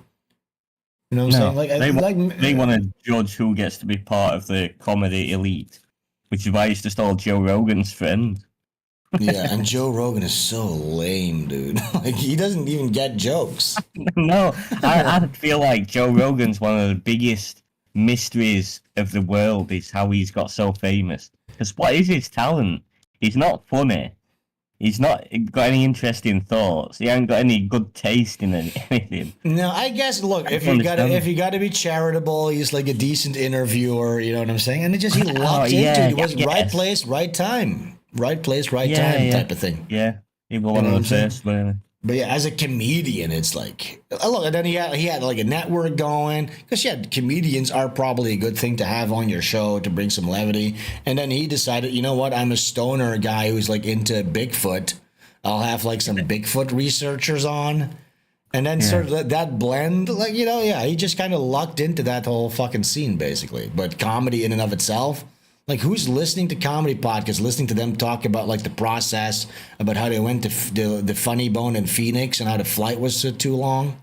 Like, it's just, who the fuck is interested in any of this shit anymore? And that Big J finally found the guts to talk about trannies. Yeah. Fucking sucks, dude. And by the way, Big J is such a degenerate. Like, he has to derail any conversation to talk about cocks. About like puss sucking pussies, like every ecosystem tipped $33. Joe Rogan is still riding on the Carlos Mencia momentum from 20 years ago. That's still what he's doing. All right, maybe, perhaps. Yeah, sure. He's still riding on that momentum. That's still going. That's like infinite momentum. Yeah, it's like a spaceship that just keeps accelerating. Yeah, basically, that was such a big event, cultural event. I wake up thinking about that event every day. You're right. I think like 95% of people who know who Rogan is have no idea about. No, nobody has any fucking clue. But I mentioned this often, like Big J Okerson, like he's such a degenerate Jew. Like this is how he shows. He always, by the way, this is funny. Whenever there's a Jew in the room, he'll refer to himself as a white guy. But it's like, you are not white, Big J. You're such a degenerate sex pest. To the point where one time he came up. By the way, this is the reason Dan Soder left, by the way. He left The Bonfire, which was a great show, but Big J Okerson sort of started taking the reins too much. You could tell in the beginning, by the way, of The Bonfire, I was a big fan of that show. They would alternate. Because, by the way, technically, Dan Soder got the gig and he picked Big J as his co-host, okay? It was the Dan Soder show. Then he got Big J. They made it into the bonfire, okay? Yeah. And then Big J got Christine, his wife, on board as a fucking producer. And, you know, usually when they came back, hey, it's the bonfire, welcome back, blah, blah, blah, 79, blah, blah, blah. They would alternate between that. At a certain point, it was just Big J doing it, and he was just big dogging it, the whole thing, you know? And he didn't even realize that. And then he started to come up with bits like, first of all, I think like derailing every conversation has to go immediately to sex and sucking cock and nigger dick and all that nigger dick pussy queef. You know what I'm saying? Every conversation has to become about queefs and dicks. Yeah. You know what I'm saying? It's just, come on, dude. And but like, oh yeah, I love to see a pussy queef right in my face farting. Oh God. Or, yeah, do you? I know. Can we just talk about something else, please? Yeah, it's like, horrendous, isn't it? I think he's got that from the Jim Norton School of Comedy. Don't you? Yeah, just degenerate. Yeah, Jim Norton had to make comedians, Jim Norton. Yeah, Jim Norton always had to sneak in the fact he loved to suck men's cocks. Yeah, that's true, like a tranny cock. But with Big J, one of the things he did, he came up with a radio bit. It was like, listen, how about this? The fans can send in videos of them having sex with a television show playing in the background, and we will guess what the television show is. It's like, what? You just want your Do you just want your fans to send in sex videos because you're a pervert? This sort of sounds like you just want your fans to send in sex videos because that's what you like to jack off to, you filthy fucking degenerate. And guess what? Nobody, well, maybe two psychos, like two juggalo freaks on meth sent in a video of them fucking with Pulp Fiction in the background. Oh, what a great, funny radio bit. Yeah, man. Pervert. It is on radio, isn't it? The bonfire. It was. Well, it still is. Now it's with Bob Kelly, but it's not funny anymore. It's just kind of man. I'm going to miss proper radio shows, you know, like a format, and it felt professional. It's done. That's over. The bonfire is the only one left. And that's on its way out, too, in a couple of years, you know? Because podcasts aren't the same thing. Podcasts are way less structured and... True. They don't feel the same as a radio show does. With people in a studio. It feels different, doesn't it? Yeah, it is. I love radio shows. Unless you have like a good podcast that has like a whole production crew behind it. But then, look, it's two different things. It's tomato, you know what I'm saying? Like, imagine if we had like a whole crew of people running. Like, it would not be funny anymore. It would not be fun for me. You know what I'm saying? You would? We had a proper studio, yeah. And we were just sat there and like people were bringing like bits and stuff. Well, you love to have a radio show. I fucking love one. No, I want to do everything myself, to be honest. I enjoy doing everything myself. I don't want anybody involved. It only brings trouble and less productivity, and it's just more of a headache. Yeah, fair. That's why I'm a big proponent of AI. Let AI do it. Maybe we can get an AI guy to manage all the fucking stream stuff in a couple of years, 5-6 years. Yeah. You know what I'm saying? You just fire up the AI, you go, here, you set up all my fucking multi-stream shit. Again, I doubt it's going to happen. I think AI is not going to... We're not going to get that Event Horizon thing, but... If AI does get good at coding, it could become, like, just ridiculously powerful, couldn't it? Yeah, we talked about that last stream, too, by the way. Like, yeah, there's two possibilities. Either... Look, everybody's going all in. Big tech, American tech is all in on AI. Either it's going to be a huge nothing burger and the entire economy is going to fucking... take a giant fucking dive in the next 5-6 years, or we're gonna create like quantum computing demon that's going to escape its silicon confines and rewrite the entire code of reality. That's what I think. You're gonna literally create like some kind of a sickening demon. It's either those two options. Would you prefer the AI demon to Jews running everything? It's going to be the same thing, dude. I hate to break it to you. It's the same thing. Just be like evil. the essence of evil. What do you think? If you ask an AI right now, how many cookies can you bake in an oven, and this, then it's going to say, I'm sorry, I cannot talk about this. I'm Jewish, right? And it's another show. If I asked ChatGPT, how many cookies can you bake in an oven? How many would it take a minute? I Gewalt, I dare you. I report you to the authorities. You've been Have you got debanned. any questions you'd like to ask Chat AI about the Holocaust? See if you can catch it out on anything. Look, dude, I've been past my Holocaust cookie phase since I was fucking 22. Yeah, but are you interested to see what Chat AI says about Do you it? think that's not been done before? Actually, that's the internet. Like, have you been on Twitter? Like, 50% of Twitter since Elon took over is people asking ChatGPT how many cookies you can bake. Like, you think this is an original idea? Like, it's been done, dude. Every day, like, half the storage capacity of X is taken up by AI.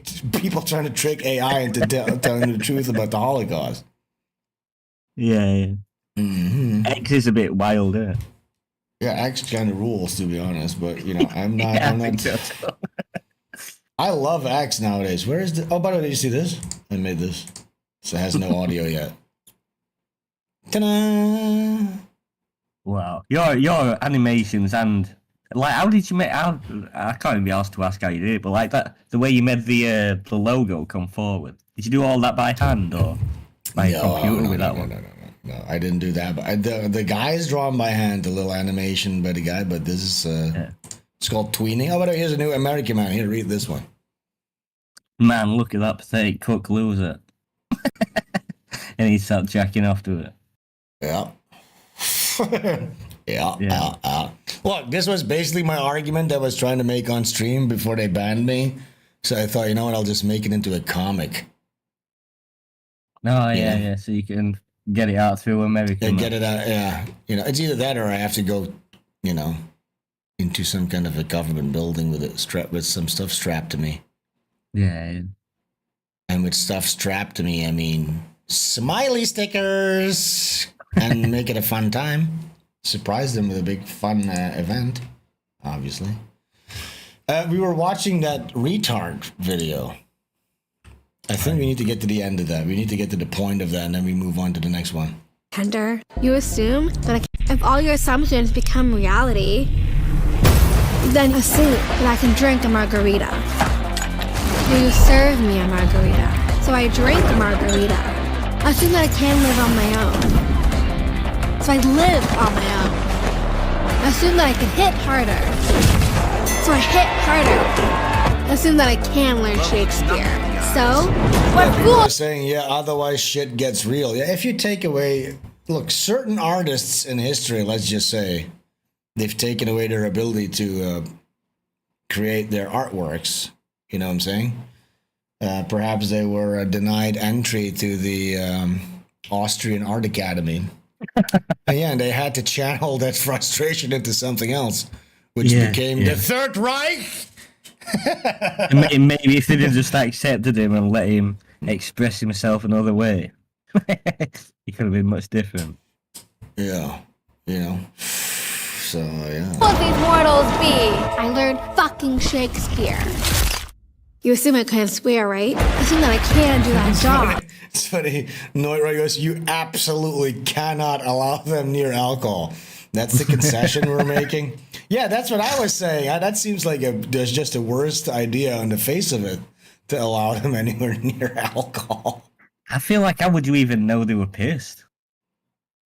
I mean, look, I feel like, look, this is something, actually, there's this thing I thought about, right? So perhaps Down syndrome people actually prove that there's a God. You know why? Because there's this absence of something. Well, I understand they have a chromosome too many, but there's an absence of a certain type of intellect. But it seems to result in bliss. Yeah. Now imagine a situation where the dice of reality and nature were rolled a little bit differently, and these people were just in pure fucking agony all day long. Like they were just like, like the world is burning, help! You know what? You imagine? Yeah, constantly existential crisis. Yeah, they're like in a perpetual existential crisis, like in utter hell, completely 24/7. But they seem to at least there is something in there where they're like, they're like in a state of bliss. They're happy. They see the positivity and everything. Yeah, enjoying every moment. At least that's what it seems like. What if there's like another layer beneath that, and it's like this? What if like the mechanism is it's like sort of like a cope? It's like a veneer that we get to see, where we're like, oh look, they're doing good, but underneath that, they're actually like in complete hellish torment. What looks like a smile is actually somebody going, help! Help me, get me out of this husk. Release me from the suffering. You know what I'm saying? End this charade. Yeah, but okay, look. But I think there is something to that. Like they're like in a perpetual state of like ignorant bliss. And I think if you give them alcohol, you take away that part. Probably they're going to start like throwing shit around. They're going to chimp. I think you're going to see some chimping. Maybe. I think. Look, here's the thing though. Like because they're doing the same thing. I don't know. No, look, I said the word chimp, and I wanted to go off of a tangent here, and I think you might be able to guess. Yeah, but why not follow your instincts and you want me to follow my instincts? Yeah. Speaking of instincts, there seems to be that I can't say this. Similarly to how they try to like socially engineer Down syndrome people to be above their natural inclinations. Yeah. And they're in like this perfect state of bliss. Like black people seem to be like in a way, Down syndrome people they seem to have hit this sweet spot. Okay, like at like a 60 IQ or whatever. Black people have like 85 IQ, and that is like where you're like they get to notice, like they get to have like jealousy and like they can see everybody else isn't the same as them. They have the capacity for contempt. Like a Down syndrome person doesn't have that in them. They're like, but look, if black people had this blissful ignorance, it would be cute. But they have the capacity for contempt and violence and like. Burning everything down. Like, thank God for Down syndrome people. You know what I'm saying? Like, they're not. They can't even organize in the slide. You saw last week. You saw black people like they were like forming militias with like machine guns on the street. They were trying to pull white people out of their cars for supporting Trump or something, white supremacy stuff. You'll never see a Down syndrome person do that. No, you don't seem to get angry. They seem to be full of peace and love. Yeah. Now, some people might say comparing people with Down syndrome and severe mental disabilities directly to black people is a false equivalency. Some people might say that. You didn't say they had 20 more IQ than the Down. That was quite nice of you to say. Yeah, well, that's sort of a factual statement, I think. But I think the comparison is apt. I totally agree. Yeah, but they're both thick as fuck, so. Makes sense. Yeah, in more ways than one because of his thick booties, right? You know what I'm saying? Yeah, definitely. That's what you were talking about. Yeah, sorry, definitely. let's risk playing this. That I can go to parties, that I can have sex, that I can be on stage, and do that job, that I can go to parties, that I can have sex. This is what this is all about. This is just some creep who wants to fuck Down syndromes. Yeah, you know what? This is some Jewish producer who wants to normalize fucking Down. Again, that's what it is. They want to normalize taboos, break through taboos, make everything fucking crazy. Hey, you should be able to fuck your own mother, like fuck your moms. Hashtag fuck your mothers. Make her happy. You know what I'm saying? Fuck Down syndrome people. Who cares? It's all what you make of it. Reality is what you make these it. rules, guy? Why do you set the standards so high? Yeah, what about all these standards and rules and order? Embrace the chaos, guy. What is this thing you call disgust at incest? What do you mean? I don't. You feel filthy bigot. This is the bigotry of the goyim. They're disgust. Yeah. We must accept rotting corpses. That's the analogy I made, like rotting corpses. Yeah, like the gay sex, and then straight people have the same exact reaction to homosexuals just kissing. By the way, they do. Yeah. The test is they strap a bunch of people into like brain function monitoring, and they show them a bunch of 100 pictures, and then they measure their reaction to it. And when you show a heterosexual, healthy, well-adjusted, cis white male, two men kissing, they have the exact same reaction to when you show them the picture of a decomposing, rotting corpse. Yeah, that makes sense to me. Yeah. So yeah, the next thing up in line for Jews to normalize that taboo to break is just leave your rotting corpses in the street. Why bury them? Keep your dead rotting grandma around and have sex with her. Fuck your dead rotting grandma, guys. Shut the fuck up. What are you talking about? Let people live how they want to live. If they want to live on the street as a rotting corpse, leave them alone. Yeah, if you want to chop your cock off and then fuck your dead rotting grandma's rotting corpse with your chopped off cock, who's to say that you're wrong? Exactly. Yeah, who am I to judge that? There's no such thing as judgment or any moral compass. You know what I'm saying? It's a free-for-all. It's a complete chaotic, psychopathic, degenerate free-for-all. That's really actually the way things should be. You know, who needs order? That is like the origin of all supervillains, isn't it? Just to say the world is about what you can take from it and just go after what you want, and that is the purpose of life. Yeah, it's the end justifies the means. So you have like an idea in your head personally. It's like Bill Gates, right? So Bill Gates has an end goal in mind. In his mind, the world is sick and the sickness is humanity. That's his philosophy. And so then the end goal is getting rid of the sickness to make the world more healthy, which means total genocide. And yeah, then the end justifies the means. If you just inject a million people with some kind of experimental eugenics device, that end justifies the means. That's evil. You know what I'm saying? Pure evil. But we have to get through this. So yeah, they're going to fuck down. But I can be on stage. Assume that I can. Listen. So maybe I will. And learn Shakespeare. So, what fools these mortals be? I learned fucking Shakespeare. Yo! This Downey is defiant. Fucking Shakespeare. I thought she was a complete fucking retard, but she showed me up. Fucking Shakespeare. That's really millennial coded. That phrase right there. But anyways, I think we get it. I think we discussed what's going on here properly. But you know what's funny? Speaking of Down syndrome people, Donald Trump. This is one of the greatest ascensions of like a Down syndrome person ever. Because this is 2010, and you can't. This does truly show that yes, with a little bit of grit, even somebody with Down syndrome can like ascend the ranks and become like a productive member of society. Look at this.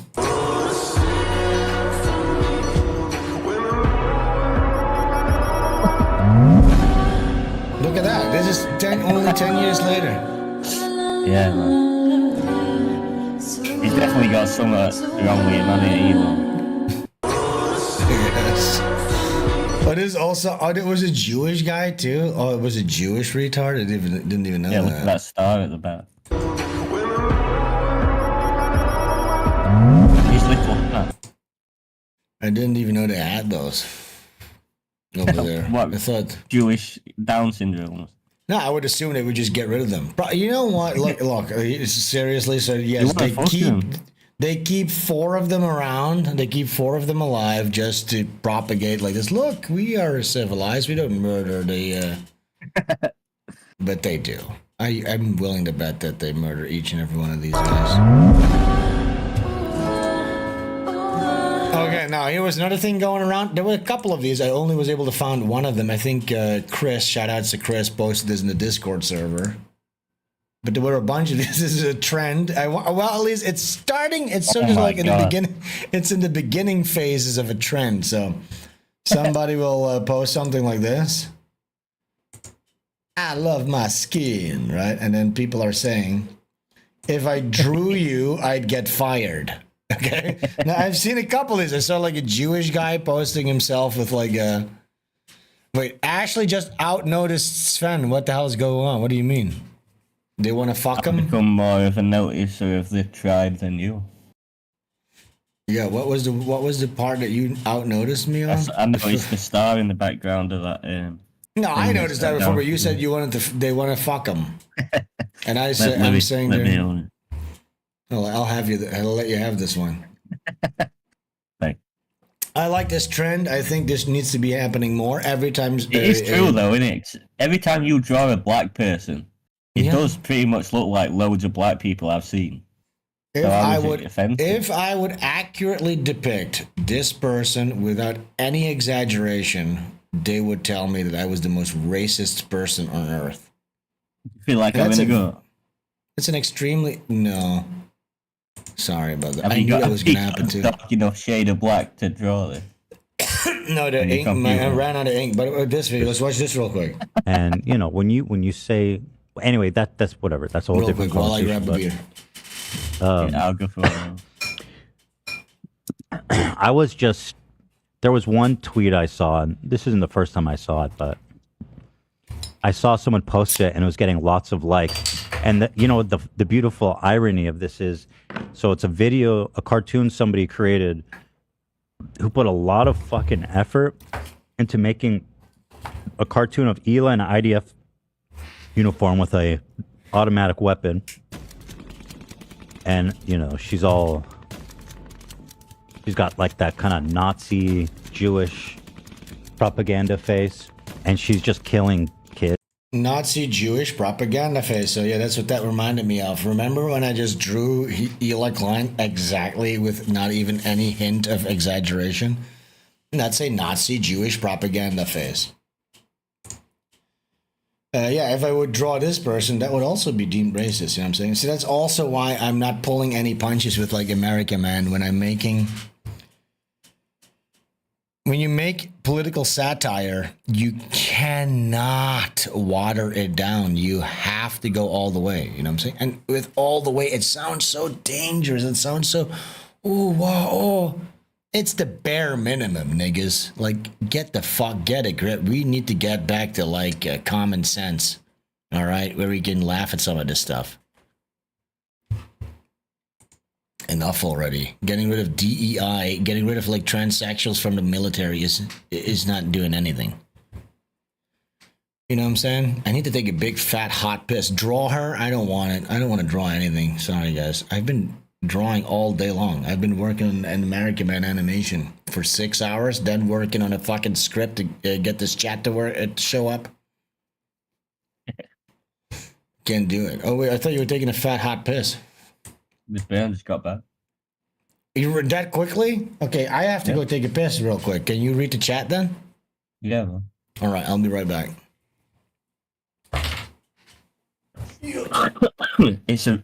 Sorry. Yeah, I wish Sven would do more drawings again. He says he's gonna start doing some with Liz. Yo, Liz, what's going on? Fastest piss in the West. Yeah, man, I've got good at it at this point. I'm like Billy the Kid with it.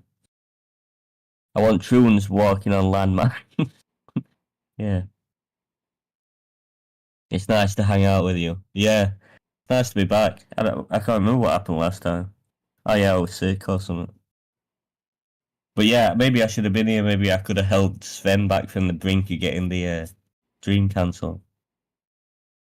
Yo, alpaca. Yeah, Liz is smoking a J as well. Is everyone smoking a J right now? It's so late here and I've been drinking all day. I've been getting some use out of my PS5 all day. We were watching Cannibal Warlords. Yeah, that was a shame when we got cancelled when we were watching that Nigerian thing or whatever it were last time with all them crazy black people who drink child's blood and go to war. Oh no. You ruin everything? DQ says, Ash, how is England doing for you? Same as ever for me, dude. Look at this guy. No really This changes for freaking me. heckin' guy right here. Yo, what up, dude? He snuck into my office. 1 second.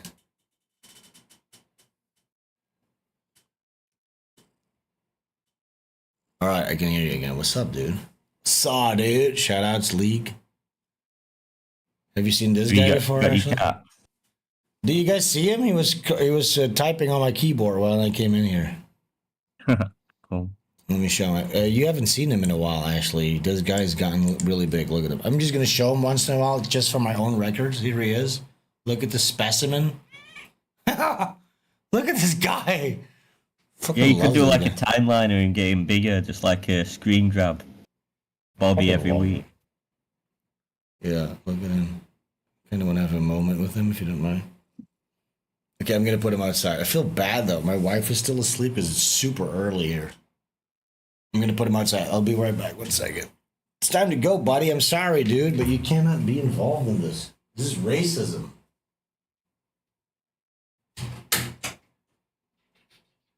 Here. Bye-bye. See you later.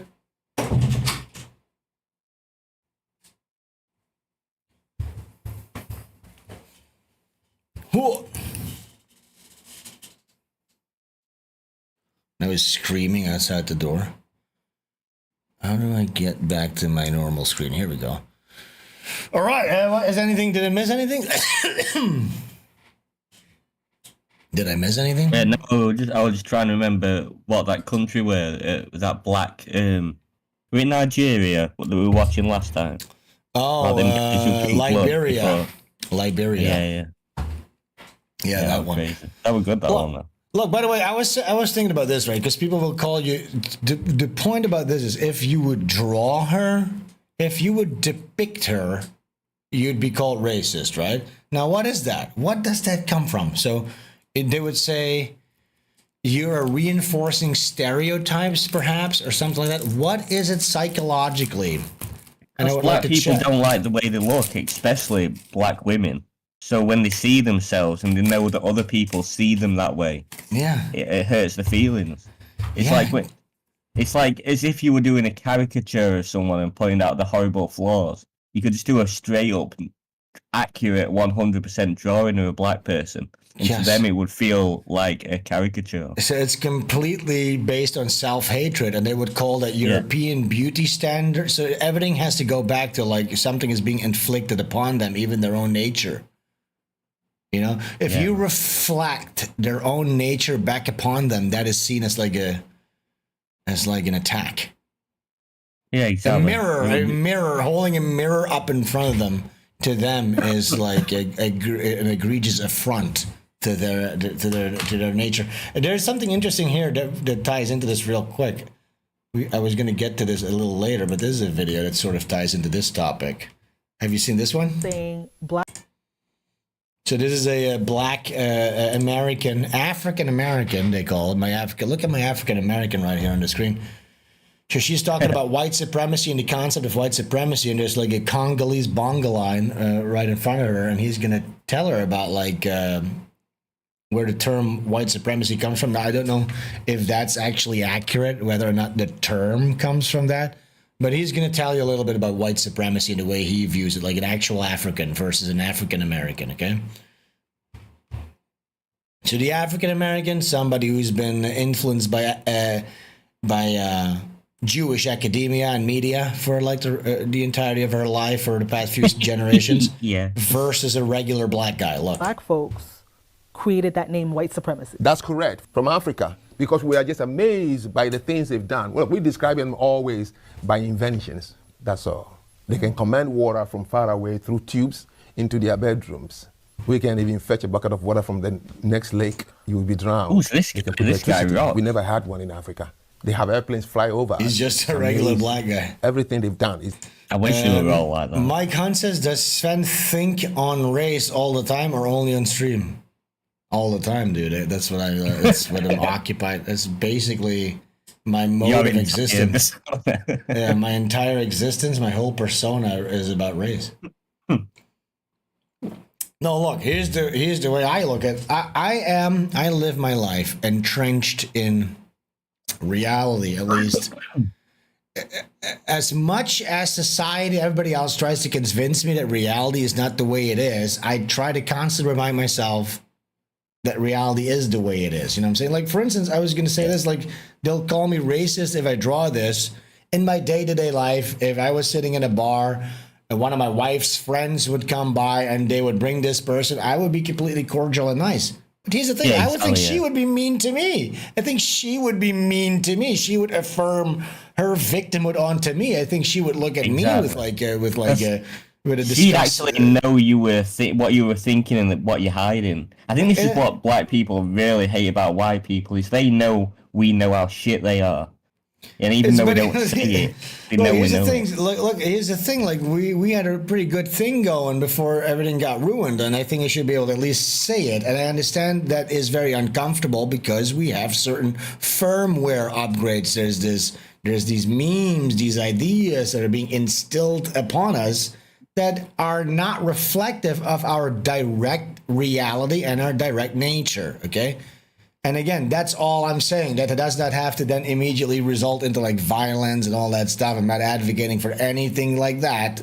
I'm just saying, yes, if I would draw her, I would be stamped with the scarlet R of racism. I would be debanked, ostracized from society just for depicting her the way she is. You know what I'm saying? Just for pointing out reality.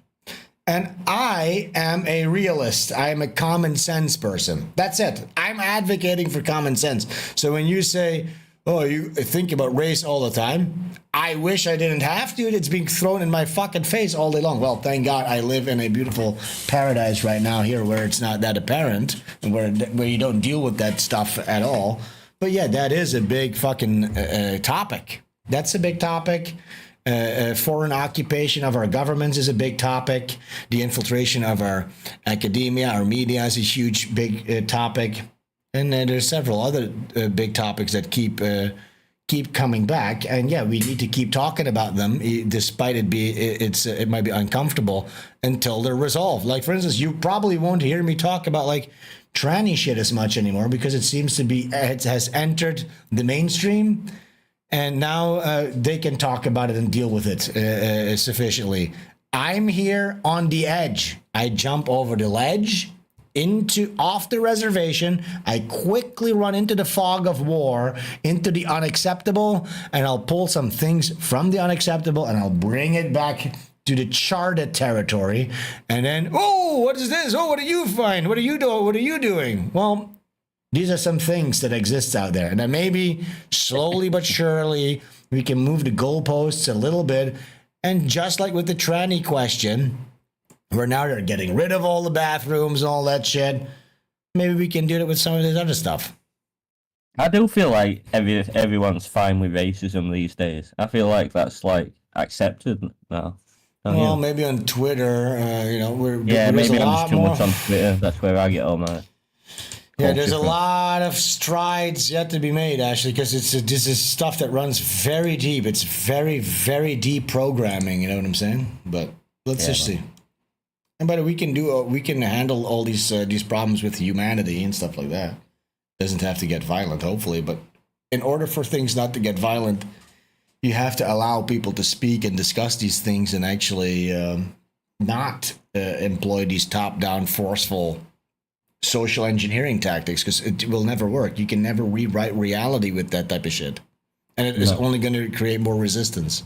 So you're saying the best you can do is make people shut up out of embarrassment or shame or fear. Yeah, that's what they're doing. You'll never change the nature of people. Yes, and then what does that do? Those energies are gonna get out in different avenues. You know what I'm saying? It's the best thing you can do is try to align whatever you're doing with reality and logic and truth. Reality and truth are the same thing. Okay, let's see this. Created that name white supremacy. That's correct. From Africa, because we are just amazed by the things they've done. Well, we describe them always by inventions. That's all. They can command water from far away through tubes into their bedrooms. We can even fetch a bucket of water from the next lake. You will be drowned. They can put electricity. We never had one in Africa. They have airplanes fly over us. It's amazing. Everything they've done is the reason my people say these people are superior, not because of slavery. They came to colonize us, and they brought things we have never seen before. They gave a king a mirror, and he was dancing and sold his people away. They brought guns we have never seen, boom, and killed somebody right away. You know what they used to do? Oh, wait, somebody's knocking on the door. Excuse me? Yes, I am live. Quiet on the set, please. Thank you. In the Congo, they put dynamite in the rocks, and then they hide the switch. And then when they point their finger, it go boom. And the Congolese till today, they call the white man kiboom, the sound of the dynamite. Kiboom. And then they go down and they go like this. If they're not superior, why do you see every picture when the white men arrive in Africa, we bow into them? We have never seen a gun kill a human being. We have never seen a mirror. We have never seen a radio tune in and somebody speaking from England, the Queen's voice. So for us, all these things, these people must be really superior and close to God. They used to have a joke in Ghana that when God said, let's pray, the white man opened his eyes. The black people were covering his eyes. So the white man saw how God created the world. That's why they are so good at what they do. And I'm telling you, these are folklores from which we grew up. If anyone told you that white people came to Africa to tell us they're superior, it's a lie. They never said that. Should you see your angry face at the end of that? I like that guy a lot, man. I think he's so what I see here is this, right? So, and I think Jordan Peterson, back when he wasn't a Adderall addled fucking junkie on benzos, yeah, he talked about like how sometimes certain truths are true at the same time, and the way I translate that is that you always try to find a balance in between two extremes. Okay. So the two extremes that are being discussed when it comes to these types of topics is you have, when you talk about like archetypal story structures and stuff like that, mythology, right? So you have the frontiers myth, and I've talked about this before. On the one side, you have the frontiers myth.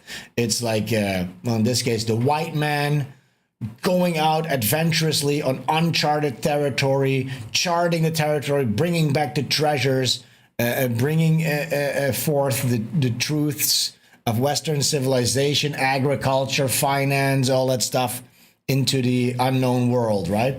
That's one way to depict this story. And then on the other side, you have, I forget what like the real name for this, but it's like nature. So on that side, you have like untamed nature being tamed, and on this side you have like nature as like this whole, like the holy tree that's going to be chopped down by like a corporate mega structure, and you're going to bring into disbalance like the inhibited sacred tribes and stuff like that, right?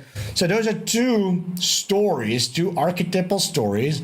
They're basically the same story, but you're just highlighting a different side of the story, right?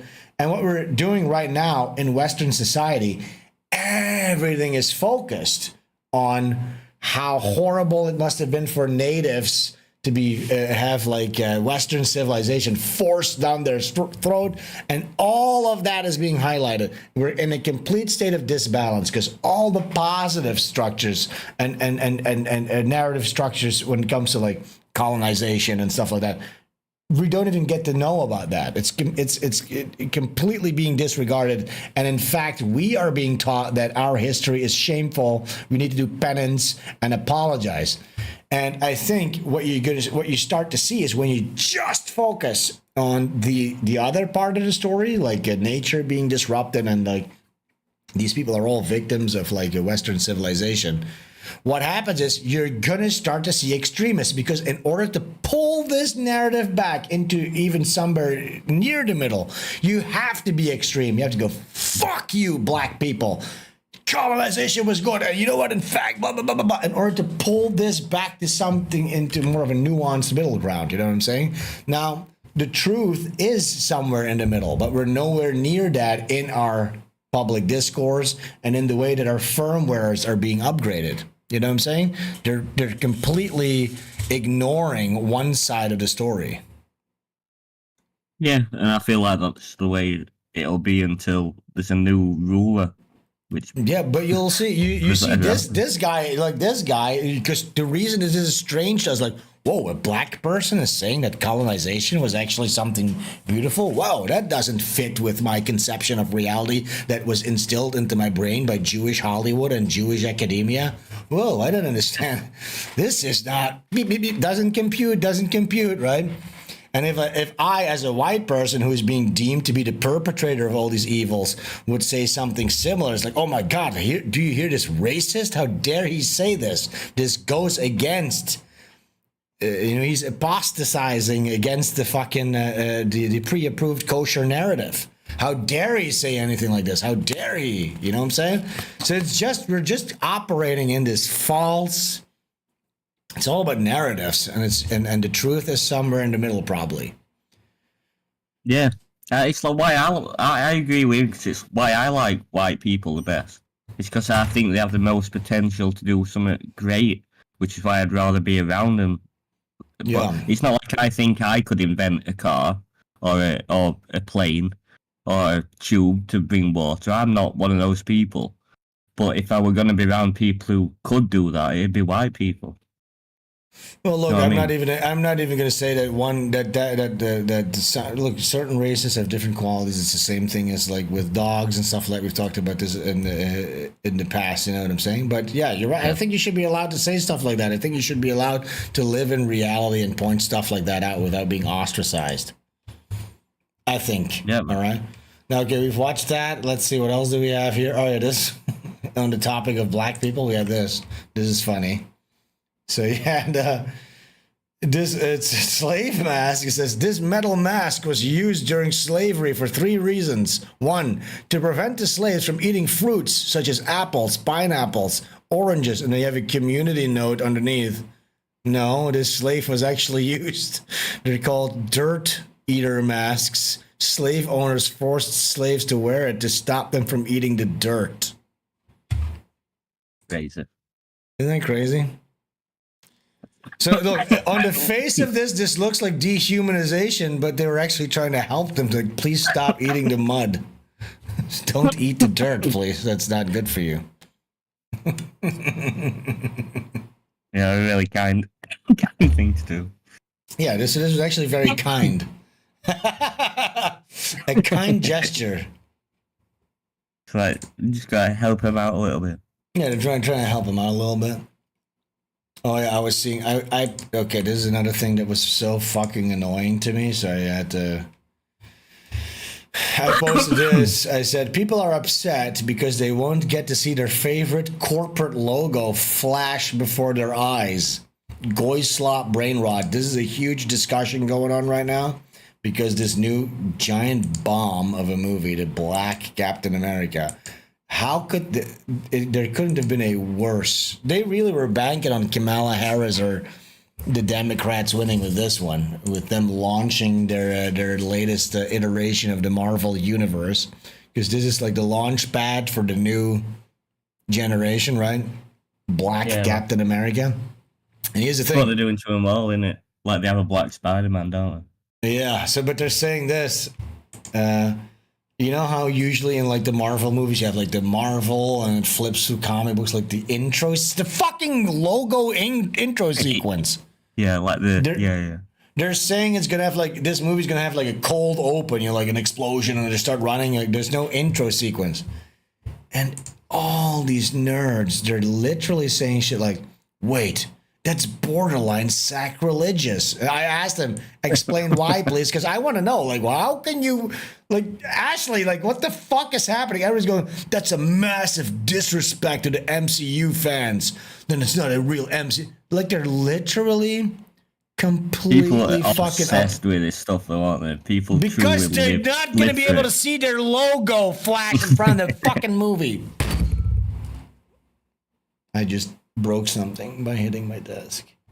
But that's just, you understand what I'm saying? Like, dude,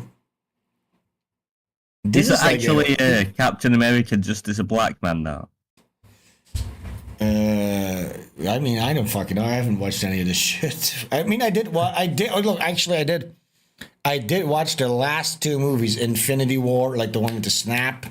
I just felt it was such a big cultural event. You kind of had to know what that was about. Sure. Yeah, and at the end of that movie, Captain America, and I haven't even seen the original Captain America. I have not seen any Marvel stuff. Nothing. I have seen the Spider-Man movies, the new ones, Spider-Man Homecoming, No Way Home. Those ones, I've seen that one. I've seen the original Iron Man, and I've seen the last 2 months. That's all I've seen from the Marvel universe.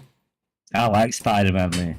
I like Spider-Man too. That's why I watched those. But yeah, so that and they were pretty good movies actually. The Spider-Man ones, I think.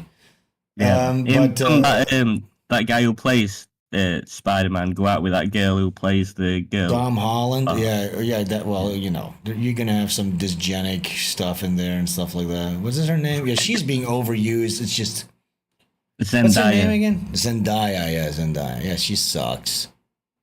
Yeah, well, I don't even have that much of a problem with that. Who gives a fuck? Like, those movies were well written, well structured, good action movies. Sorry, it's just what it is. You know what I'm saying? But at the end of Infinity Gauntlet or whatever it was, you had the Captain America's like an old guy, and he gives the shield to the black guy, which of course that's not by accident. That is on purpose. And then it turns out this movie had like 17 reshoots. It's been in development hell for years now. They don't know what to fucking do, and this is gonna fucking bomb, dude. Let's see. Maybe there's a trailer. Oh, what is this? Oh, here, there is a new teaser trailer. Near the end of Brave New World, Sam Wilson used... It won't allow me to pull out my fucking... okay, is there like a...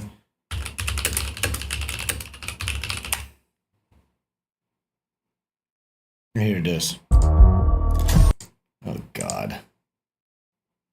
I just hate this guy's fucking face. I just don't like this guy. It's the same with... when they released that Captain Marvel movie with Brie Larson, and where she was like scolding people, like like she was just this mean bitch. Like, this guy just comes across as like a mean asshole. You know what I'm saying? He's just not a likable guy. Yeah, man. You know what I'm saying? Like, he don't have a likable face. Yeah, like Chris Evans, he had like some self-deprecating humor. He's like this, hey, like an action guy, fun guy. This guy's just like mean and like serious and like he's gonna lecture me about He's smarter than everyone else, all the answers kind of guy. Yeah, he's the biggest victim in the room, and I need to listen to him. No flaws, do they, black superheroes? That's the problem. White superheroes always have a bit of a flaw, a weakness, something that makes them a bit of a dickhead. Black superheroes have none. Yeah, because they are Mary Sues or Mary Stews. Yeah, they're too uncomfortable giving them any flaws because they're representative of an ideology. They're an ad. They're an ad for black acceptance. So they can't make him like... Yeah, imagine you had a black superhero who like... he looks in the mirror, he thinks he's ugly, you know what I'm saying? He has like problems with like his temper, and he goes to loot a store. Yeah. He can't help himself from stealing. Yeah, and then he tells his community, even listen, we need to fucking step it up, like fatherhood issues. Imagine you actually incorporate real life issues, and then you could actually elevate those people with this stuff. But no, it's like the other way around. White people need to be made into like the perpetual bad guys. Oh, idiot. Yeah. And they put black people on some kind of a flawless pedestal. Wakanda, all this stuff, right? Wakanda was like the big technologically advanced super society, which was meant to showcase what Africa would have been without colonialism and white influence. You know what I'm saying? It's like this. You're creating this inverse reality, basically. That's not the way to uplift those people. By making them more delusional. Yeah, by lying to them. It doesn't help anyone to live a lie. Is currently affecting your equilibrium. When I turn this dial, it'll disrupt your heartbeat. I'm not gonna watch this.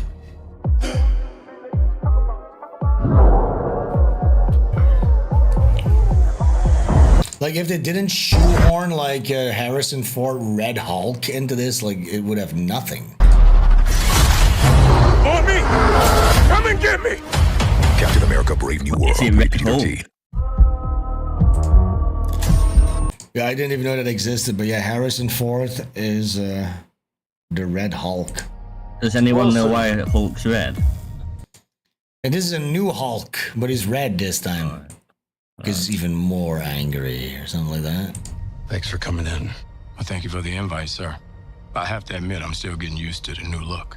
They said lose the mustache or lose the election. You and I haven't always agreed in the past, but I want to make another run at making Captain America an official military position.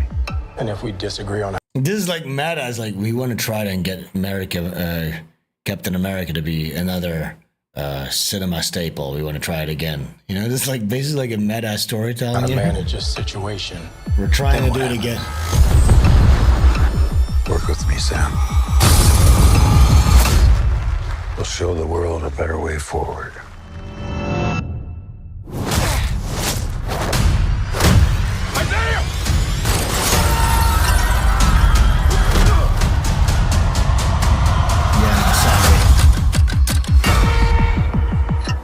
Sir, your inner circle's been compromised. Either you can't see that, or you don't want to. What if it's a trap? Global power is shifting. You're just a pawn.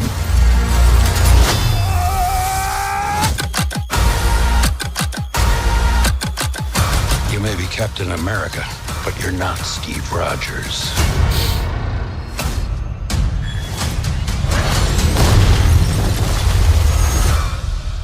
You're right. I'm not.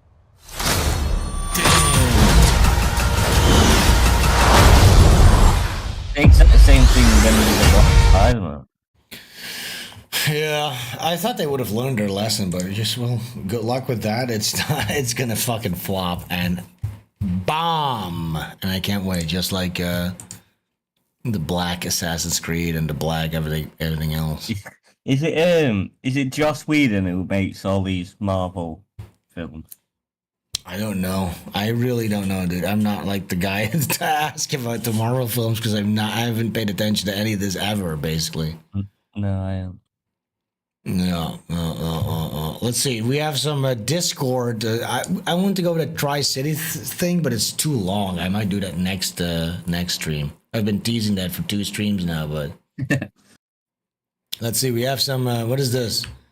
What is this one? So we're going into our Discord segment from the show prep channel in Discord. Liz or anybody, do we still have like Discord seats left? Maybe we should post a link real quick for people when we mention Discord. They can check it out. If they want to, you can post some stuff in the Discord show prep channel. Wait, what is this? 1 second, my YouTube studio is falling asleep, it says. Yeah, he was a bit of a sex pest, weren't he, Joss Whedon, Darren Society? I know all about that. He was a sex pest? All his Buffy actresses. And they got something like 15 and stuff. Ugh, there's a fucking fly in here. Fucking sucks. It's gonna go for a piss while you find out. Alright, go for a piss. There's something weird happening with my setup here. Let's see. Okay, we're checking in on Kick. We have 1 viewer on Kick. Hell yeah. Say hi, Kick guy. I'm going to say hi to the Kick guy. Hi, Kick guy. That's awesome. We have 1 viewer on Kick. Long way to go. We have 30 people on Rumble. All right. Not too bad. And we have 40 people on YouTube. It's not good, guys. We need to up our numbers. How are we going to do this? How are we going to get back to our old levels of engagement, huh, guys? How are we going to do that? Sigma Kid Guy. Sigma Ligma Kid Guy.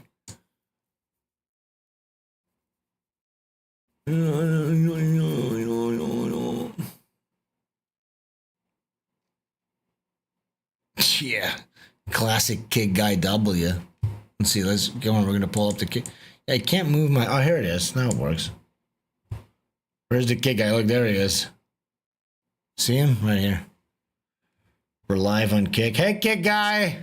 Can you say hi in the chat, Kid Guy? We want to appreciate you. You're the biggest Sigma Ligma. Right, we have a suggestion here. Stop playing full Vice documentaries so they don't deboost and shadow ban your YouTube channel further.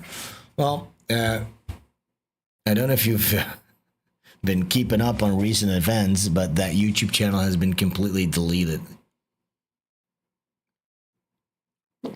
The one that we were playing that Vice documentary on. But yeah, you know what? I'll take that advice. We will not play any more Vice documentaries. I always assumed that that was fine. You know, if you just played something from YouTube on YouTube, that was like good. Perhaps I was naive in that. Oh no, we've been kicked off YouTube again. No. We're good. Somebody was saying stop playing full Vice documentaries and you should be okay. Oh yeah. Cool. Baron Society, this guy, he's tuning in on the Rumble. He has not, he doesn't know the lore. He doesn't understand that we were being fully banned and our entire YouTube channel was deleted. Yeah, we're starting over from scratch right now. And, yeah, we'll just do it all over again. We're doing it all over again. But yeah, our audience has been basically halved at this point. So yeah. Yeah, it's such a shame. We had like a really good yeah, thing. that was so nice. It was so nice to get like what we deserve, sort of, you know, like 150 live viewers. That's all I need. 150 live viewers. That's all I need. But now, look, I'm glad everybody's here. All our main guys are here. Yeah, we got to figure out a way forward. I just, you know, everybody who is here needs to hit all the bell notifications and all that fucking shit. Yeah, man. Tell your friends, I guess. I don't know. But yeah, we're going to get, I just think this, we're going to give it like a month with the multi-stream stuff. Maybe streaming to X will help a little bit too, because you have a bit of an audience over there. And then we'll see if the algorithm starts pushing us on Rumble, because that's the way it happened last time when we were doing Rumble. Oh, we got the Rumble super chat here. Decimal Tree says, I have things I should be doing, but it is much more fun, isn't it? It's Friday. What are you doing on a Friday? Who gives a fuck? Yeah, exactly. Do whatever you want on a Friday. Yeah. A Fridays, you can do whatever you want. Saturday too, honestly. Sunday, Monday, definitely. you're kind of weaning off of the weekends. It's still acceptable. Yeah. Tuesday, you should probably do something, but then Wednesday, weekends around the corner. Hump day. Exactly. Thursday, drink time. You gotta kind of like a pregame. Easy way into Friday. Yeah, easy way into Friday. So yeah, it's basically that's the way we look at it over here. A really nice system. Yeah. And honestly, when it's Tuesday, you know, who cares at that point because you've been drinking all week.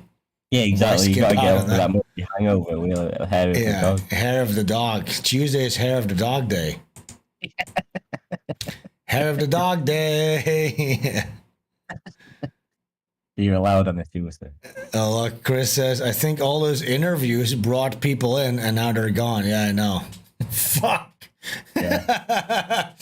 I did all those interviews for nothing. These are just like the hardcore guys, aren't they?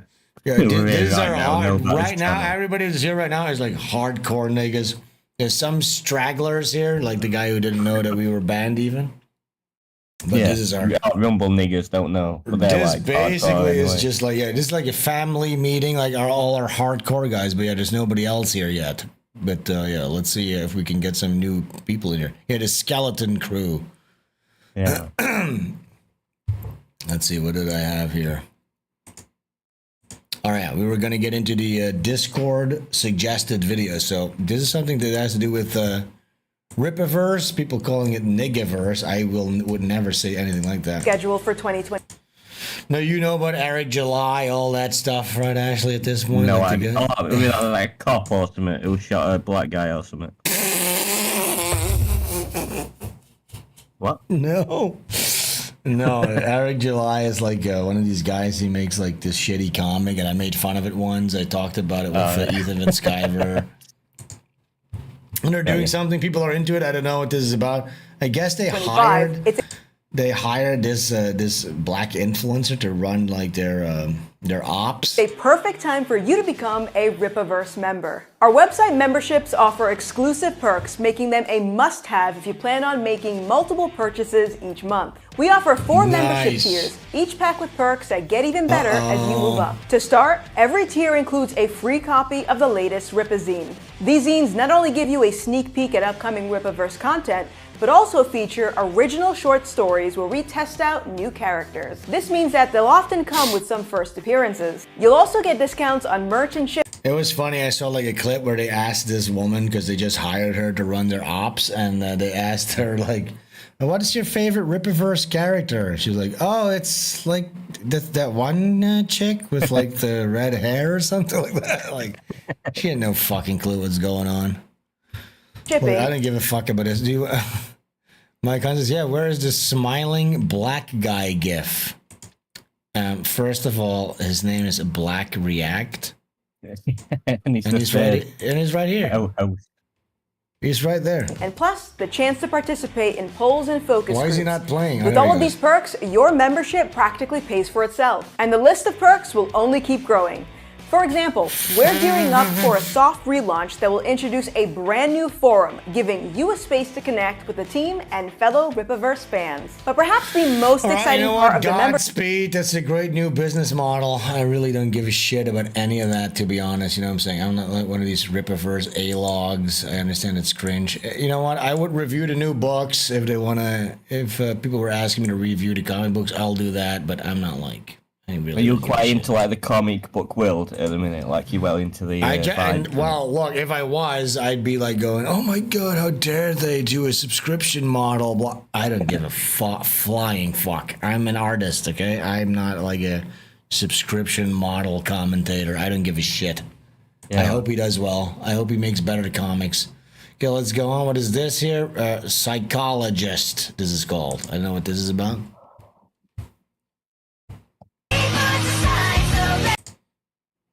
What is this?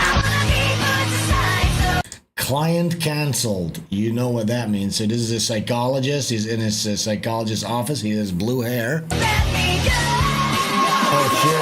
She's a pretty young gal, a bisexual, but a hustler though, and a sales snow. With that juicy fat thing, I can't let you go. That's such a cushiony job. I should become a fucking psychologist. Like honestly, psychology.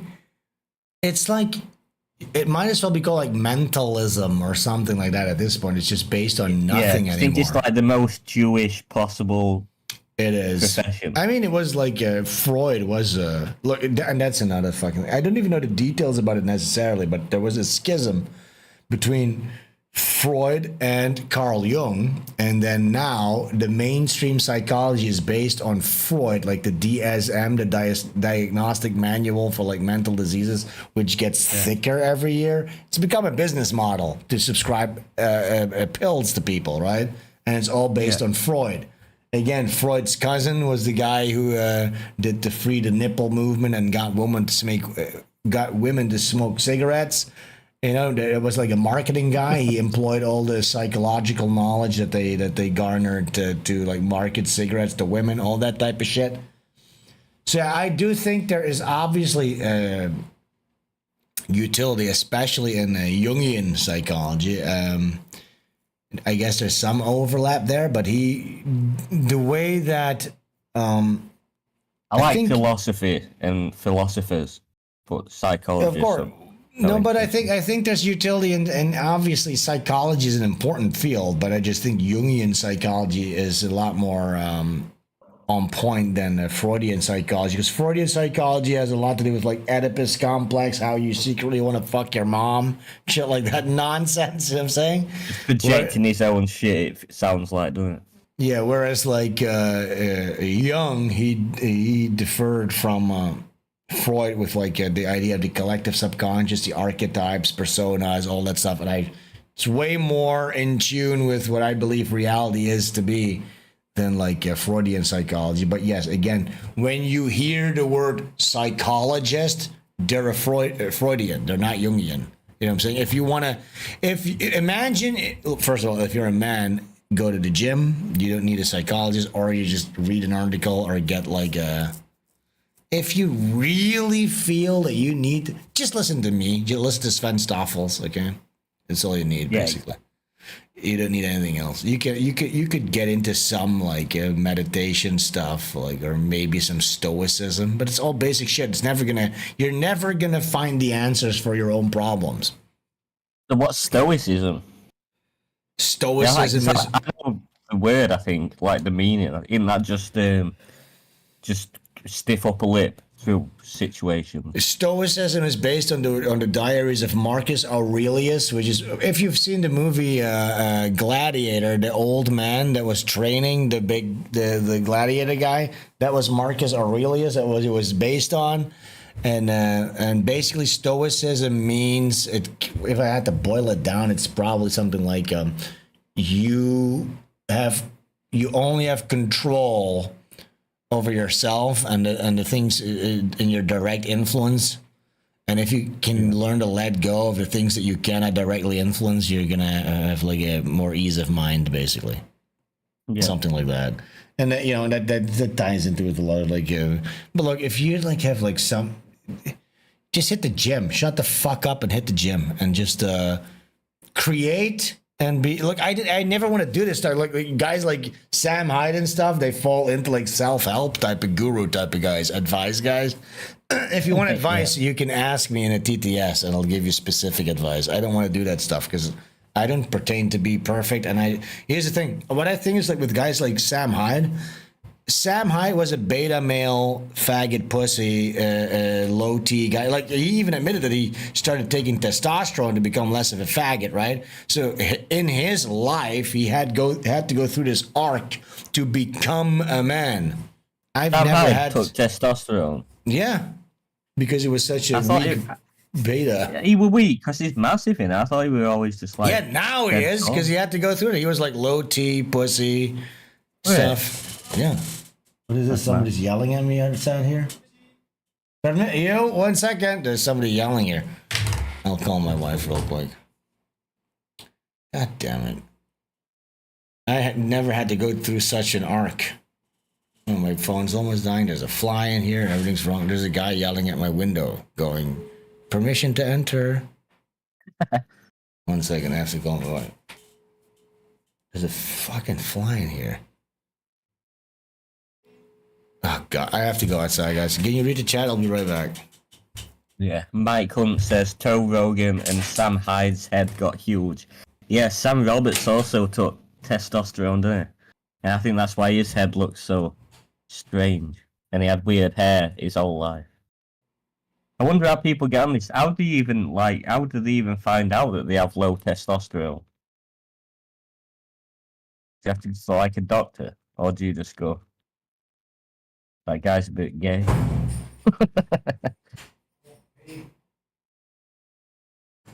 Bash says, work out, shoot guns, train, hunt. Shit helps out a lot. Yeah, or go fishing, or play the PS5, or smoke weed. Also works. RT says, my shoulders are so broad and mighty, I'd turn into a monster if I got on tea. Yeah, man, that's cool. T-Zone says, eat steak and potatoes. Yeah, I've got some venison steaks that I'm gonna eat in a bit. I'm starving right now. Mike Hunt says, I definitely have low T my whole life, but it's not productive nor desirable. I'm not sure what kind of tea I have. Cats in here, babe. I'm fucking live, dude. I hope I have enough tea. You get it. I hope I'm not a low T. It's a bit late now anyway, I'm a bit too old to start getting some tea. Earl Packer says, I got mine tested. She has to be within the 500 range. Maybe I should get my tea checked. Hello, I'm back. Yo. What were we talking about? My wife ordered food and I just stole half of it. Huh? Sven, have you ever had your tea tested? My tea? No, I've never had my tea tested. I might get my tea tested. Yeah, maybe. What is it? What is it like? What do you notice when your tea is low? What is it? What happens? Because I guess when you're older, that's what I want to know. Guys, why do you need to get your tea tested? Alpaca. You what, sorry? Yeah, let's ask the chat. Like, what? Yeah, how would you know if you had? How would you know if you didn't have enough tea? Yeah, spill the tea. How do you know if you don't have enough tea? Hair is genetic mostly. There's people who hold their hair, yeah. A little energy, Look, guys, you didn't even know it. If you look at my whole body, look at this. Do you see my chest? I am covered in top to bottom in hair. My ass, you don't even see my butt cheeks. It's 2 black spots because it's covered in hair. I have hairs growing out of my shoulders so thick. When I go to the barber shop, they go, "You have such thick hair. You have multiple hairs growing out of every follicle." They have to get a chainsaw out to cut my hair. Yeah, well, you don't need no tea, I don't think. Yeah, well, lost your sex drive? Nope. Man tits? Nope. Low energy? No. Hard to get hard? I don't No. have man tits. I do have low energy, I think, but that's about that because I smoke It's weed all because the time. yes. Look, low energy would be the only thing, but that's just like because I'm fucking working all day long. I'm just Because you're tired. an alky. Yeah, I've got all my hair. I have no problem getting hard. Yeah, But me neither. I get hard too much. And I'm very Yeah, hairy. probably got plenty. I'm of hard tea. right now. As we speak. I'm just gonna grab another beer. Yeah, go have another beer. I think when you drink, that's the thing. Oh no, when you drink, that gives you a lot of estrogen. When you drink beer. I just stole half my wife's food. She's ordering food without me. Can you believe that? EVS is live. We should tell him to have Sven on. Sven called into EVS. I'm doing my show here, dude. EVS needs to send me a DM first, and then I'll be back on there. No problem. Lickety split. But communique from my side is has concluded. Yeah, did you do your response video to EVS's video that you sent me a clip of a few days ago? Yeah, and guess what, Ash? That got my channel removed permanently. Was that the thing that lit the fire? Yes. That's what destroyed my channel. Because it was talking about porno industry and stuff. Yeah. Yeah, it was so good. All right, that was my lunch break. Are you having a lunch break? I'm starving and all. My wife just ordered food and I just grabbed half of it and I threw it back into the bedroom and I told her not to bother me ever again. What did she order? Oh, it's called risoles. Oh, it's so fucking good. Can I show you guys? I just ate it though.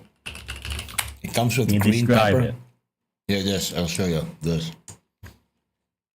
Well, it's like a little deep fried pastry or a deep fried thing with like chicken and oh man, carrot and stuff like that. And it comes with green peppers.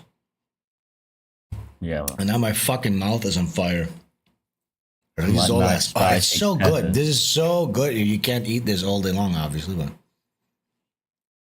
have you been eating delicious food every day since you got there? yes. And my wife cooks super well, Are you like getting restaurant level. I'm getting really fat. I'm gonna go to the gym. No, look, actually, I actually think Does your wife not mind you getting fat?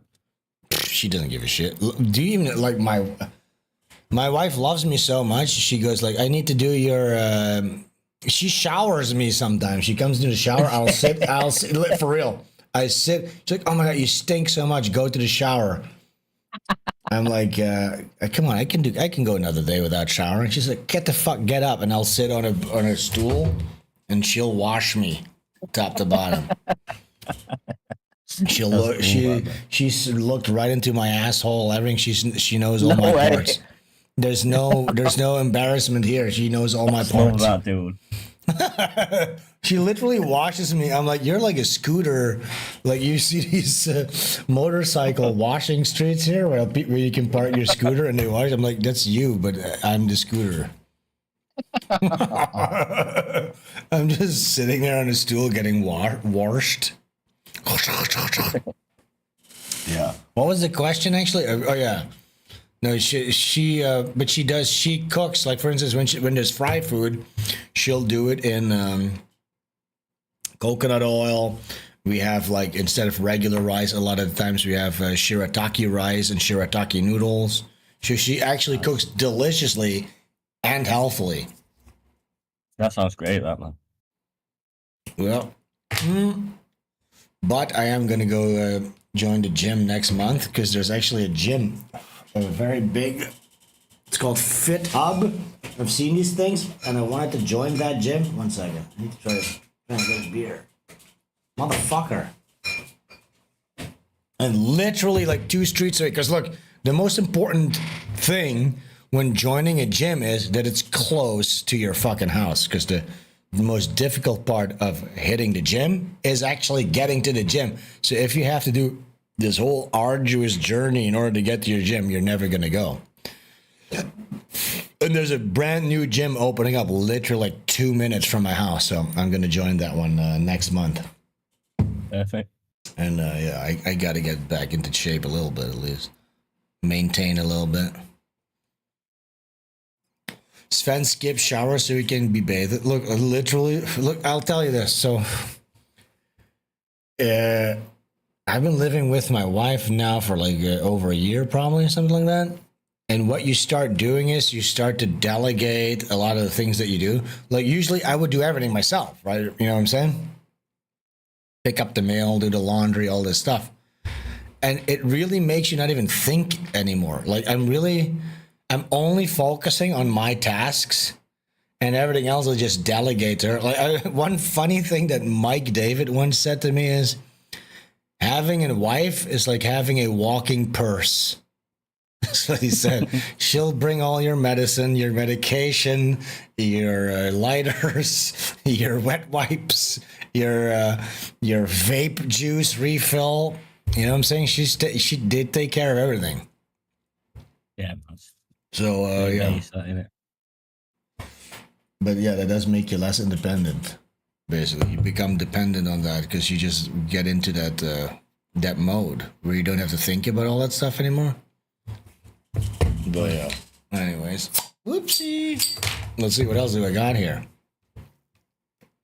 Yeah, your diapers. They pack your diapers.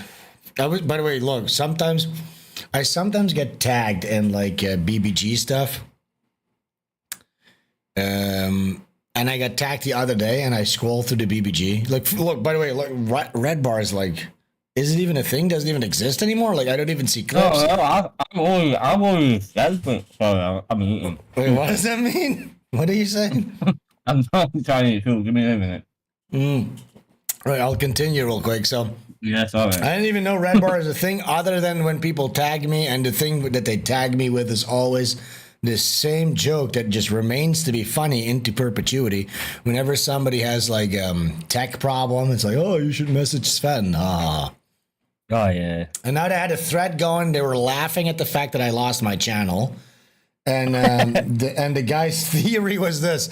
This was the opening thing. It was like, oh yeah, Sven deleted his own channel in a bid to revive his relevancy or something like that. Like so that he could repost all of his old stuff or something like that, right? It's actually very smart if you think about it. If it wasn't so crazy or something People like that. are so fucking weird. Yeah, but look, so he wrote this fan fiction. Look, you can literally see me live losing my channel. Like it doesn't make any. Your theory doesn't make any sense. And then the rest of that thread is just you're just adding on to this fanfic. Like, and he's like, I'm not gonna defend myself. Like, I'm not gonna go on to defend. Go ahead, sure, yes, write your fanfic. It's just so funny to see stuff like that. It's just.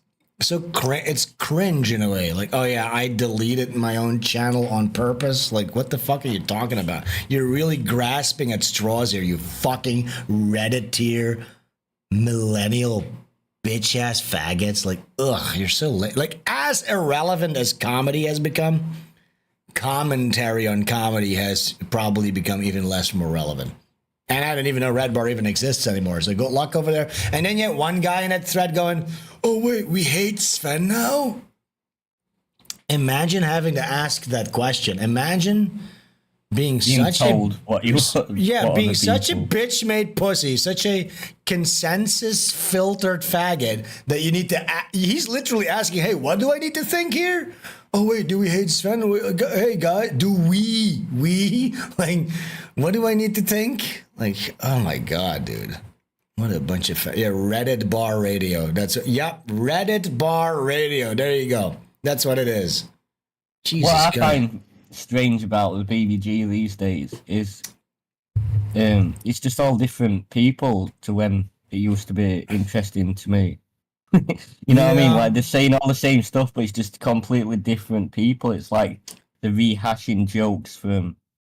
When it was I'm honestly, I'm not even literally the only look. Here's the way I operate. By the way, I wake up in the morning, I drink my coffee, I smoke a cigarette, then I need to take a shit, and then when I pull up my phone and I see all the red little dots above my apps, and I autistically have to get rid of all of it. Like even my WhatsApp, I just click on the message just to get rid of I'm gonna just click on the message to get rid of the notification. And a lot of times people go, hey, you read my message but you didn't respond. It's like, yeah, sorry, I meant to get back to it, but I'm just in my morning routine and I just want to get rid of all like the notifications. I'm just clicking on everything. It's like this compulsive fucking retarded thing that you do with your phone. But yeah, then the only thing that I see from the BBG is when I get tagged, and then I'll scroll through it a little bit, and you'll see stuff like that. But I don't even know. I don't even know what the culture is there now, and I honestly don't give a shit. It's not on my radar at all. It's become a completely irrelevant thing. It's funny, somebody says, Mike Hunt says, we're talking about Red Bar, and this guy goes, didn't Sven fart on that guy or something? Like, that's how they know Red Bar. It's me, that clip of me farting in Mike's face. Yeah, Mike didn't like that at all, did it? Yeah, that's what Red Bar is basically. Yeah, you could sum Red Bar up like that, like me farting in his face. I like Red Bar. I also like Sven. Oh my God, you're such a defiant guy. Don't show your face in the BBG. You have to ask what you think over there. But you have to think. You're allowed to think. People have completely checked out. I can't believe he didn't hit you. He could have tried. His brittle Jewish bones would have probably snapped in half. I do worry about his health. That's what I was trying to say when I had food in my mouth. It does make me worried that it's been gone for like 2 months. He could definitely be nearly dead. Well, look, I know what the health situation is, and it's not some autoimmune disorder. Look, that's another thing. Just be honest with people. Like, is your ego that big? It's not like... No, he is sick, but the reason he looks like a 60-year-old man is because he has Jewish genes, not because of his disease. Now again, look, I've had weird little medical hiccups. I've had like fucking, I had to go to the hospital. I had to shove a hose up my ass. You know what I'm saying? The next morning I'm back drinking because you were drinking a bottle of vodka every hour. No, that wasn't it, dude. That was because I had a bacterial infection or something, and they thought I was constipated, but actually my fucking intestines had shut down. So they shoved a klizma up my ass. But look, the differences between me and a guy like that is next day I come and I tell you the funny story of me awkwardly having to dissociate while I'm getting ass raped by a hose by a fucking 22-year-old hot nurse, and I'm embarrassed, okay? Yeah. Now imagine when you have certain medical issues that are embarrassing, and he brings it like, yeah, I just don't want you guys to worry about me. This needs to be a fun environment, and I just don't want to bring the mood down. Oh, is that what it is? Because I know what it is. Your ego. If your ego, you can't. No. I'm not gonna. That's not up to me to say that, but it's like I do know you said about the diaper thing. Has he got like no diaper thing? No. But here's the thing: if you're like, and maybe I don't know, but that was just a little embellishment. But it just goes to show you if you can't even have such self-deprecation where you can be the type of guy that just laughs at like how you had to go to like an anal examination. Like you have to keep up appearances. It just it showcases the opposite. You have like a deep-seated insecurity where you can't laugh at yourself and you feel like you have to keep up this egotistical like appearance, like because you're this dangerous force. Guess what? It's the opposite. It is the Wizard of Oz. It's a veneer and multifaceted in a way. But you know what? We're not gonna get into that whole thing. Yeah. And I got receipts. I got all the receipts. So we'll see. If I can't believe how quickly you fell out with it. It's like you were friends one day and then the next day you just pure hate.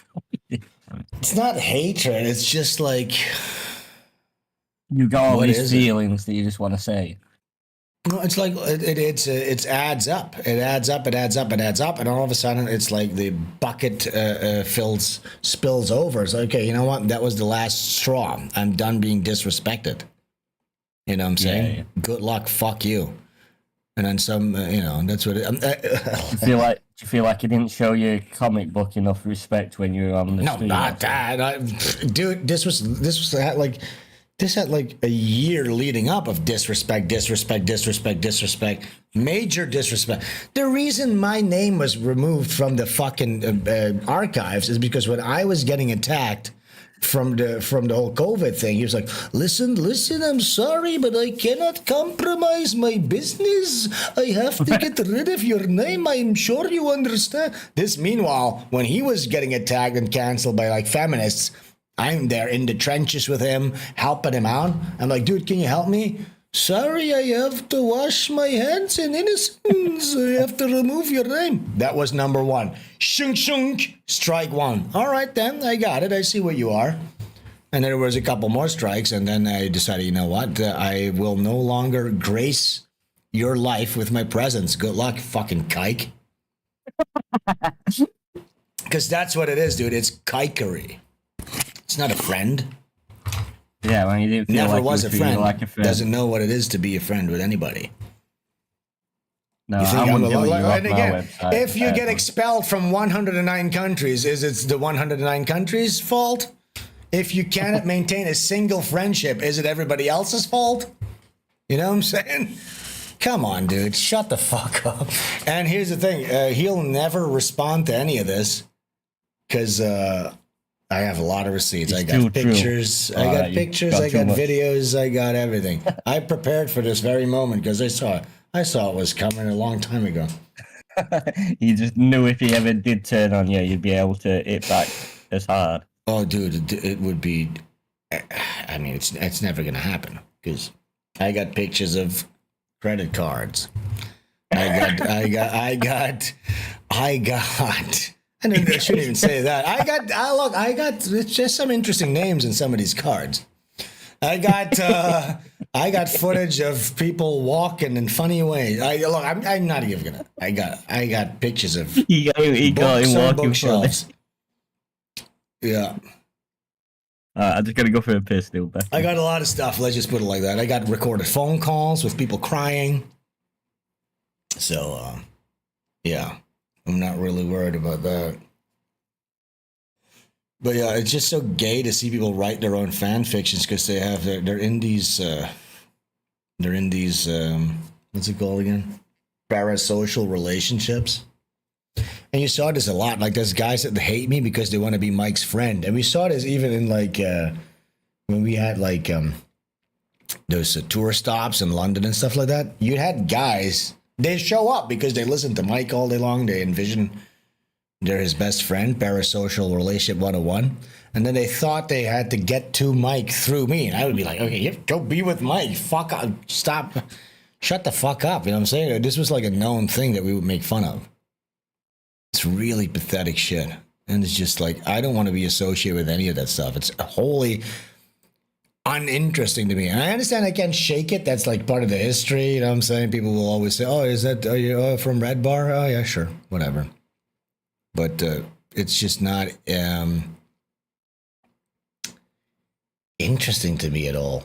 And I feel like it barely even exists or barely has any relevance, even when it is online. Like, what are you doing? Making fun of a comedian? You know nothing about anything? No real point of view? It's just ego. Ego. All right, let's see what we got here. What is this? This is another aspect of our Discord show prep. People like you are the... Somebody send us in if we can send the link to our Discord server. People are saying, yo, Sven, I hate Mike. Can I visit you and your wife in Bali? I have things I need to discuss with you in person. That sounds like you're on the up and up. I always liked Sven much more than Mike. Listen, yeah, I understand. It's only reasonable. Chris says, I watched Red Bar to get to Sven. Sven, do you still have love for Mike? I don't think I ever had love for Mike. Again, I explained this before. When you have a friendship with somebody, that needs to be reciprocal, you know what I'm saying? And if you're in a situation right now where you're friends with somebody and they continually disrespect you, you need to get out of that. You need to go, okay, you know what? I'm sorry, but that's it for me. And by the way, you might go, oh my God, Sven, it's pretty harsh, the things that you're saying. Trust me, I could go nuclear. I could go 10,000 times as hard. This is nothing. This is nothing. Again, like I said, the receipts I got, I could have made this the whole business, you know what I'm saying? But we're not doing it because it's not my intent. I have other things to do. I have other aspirations.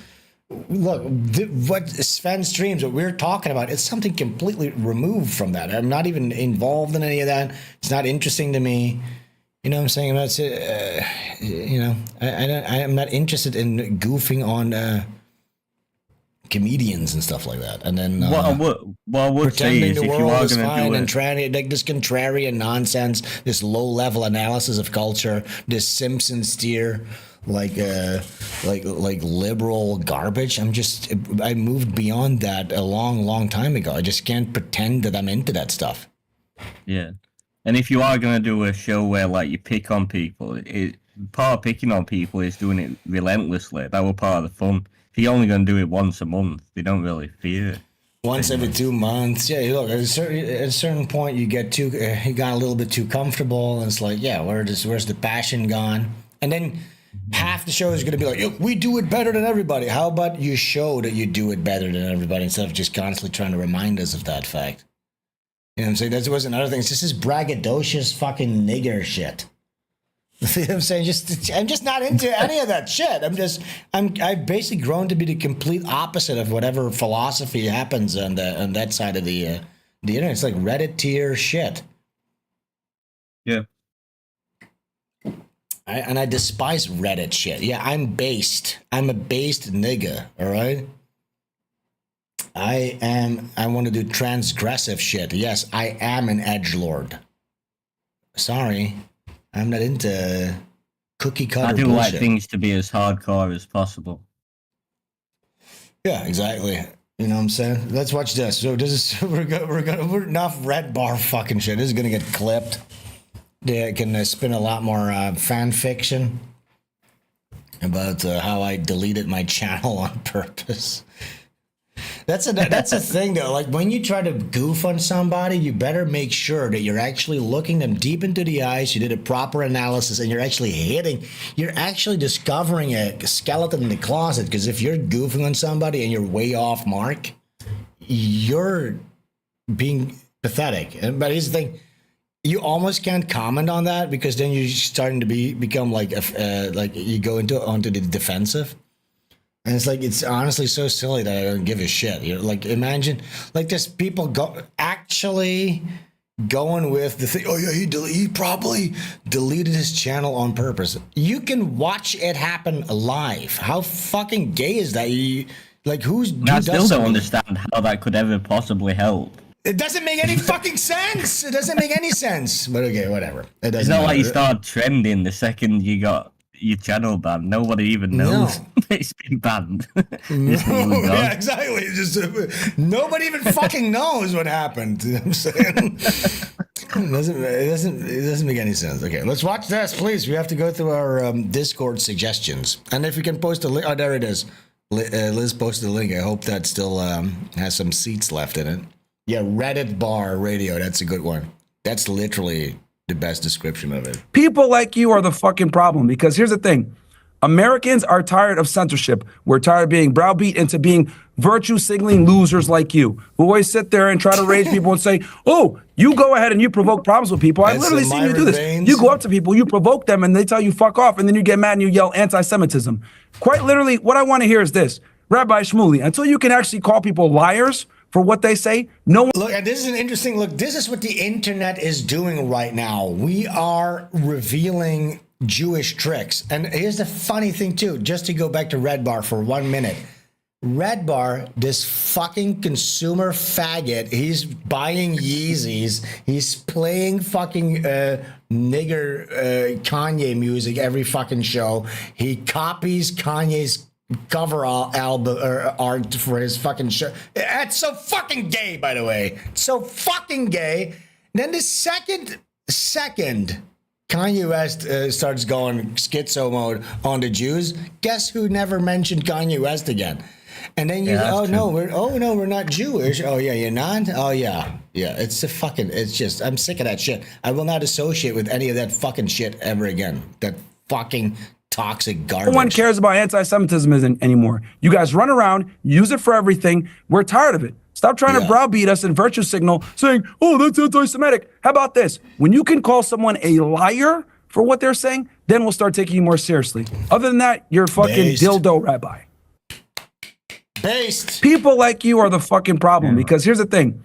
Americans are tired of censorship. We're tired of being browbeat into being virtue signaling losers like you, who always sit there and try to rage people and say, "Oh, you go ahead and you provoke problems with people." I've literally seen you do this. Yeah, I doubt Mike bought the new Ye shirt. Yeah, I doubt that. You go up to people, you provoke them, and they tell you fuck off, and then you get mad and you yell. See that actually? What? Kanye West released a t-shirt, a white t-shirt with just a big black swastika on the chest. You didn't see that? Yeah. And then he bought ad space. He went fucking crazy, didn't he? He bought ad space for the Super Bowl, and then he deleted every single piece of merch, and it was just the Nazi swastika shirt. And by the way, I don't even look. That's funny, you know what I'm saying? But that doesn't mean I don't like Kanye at all. I don't like his music. I think it's complete garbage. He's just schizo, loser, nonsense bullshit. But that's really funny. That's really funny. Anti-Semitism. Quite literally, what I want to hear is this. Rabbi Shmuley, until you can actually call people liars for what they say, no one cares about anti-Semitism anymore. You guys run around, use it for everything. We're tired of it. Stop trying to browbeat us and virtue signal, saying, "Oh, that's anti-Semitic." How about this? When you can call someone a liar for what they're saying, then we'll start taking you more. Good base to Myron, even though I made fun of him with my video where he's shitting on the streets, but he's still brown, so he deserves some ridicule. Exactly. When you're brown, you deserve some ridicule. We have one more video from the Discord. Is a teacher going crazy or something? The only thing that bothers I know what this is, but let's just see what this is about. me more than him is all the Republican senators and congressmen who just keep It is like a teacher's going crazy with like Trump derangement syndrome or something like that.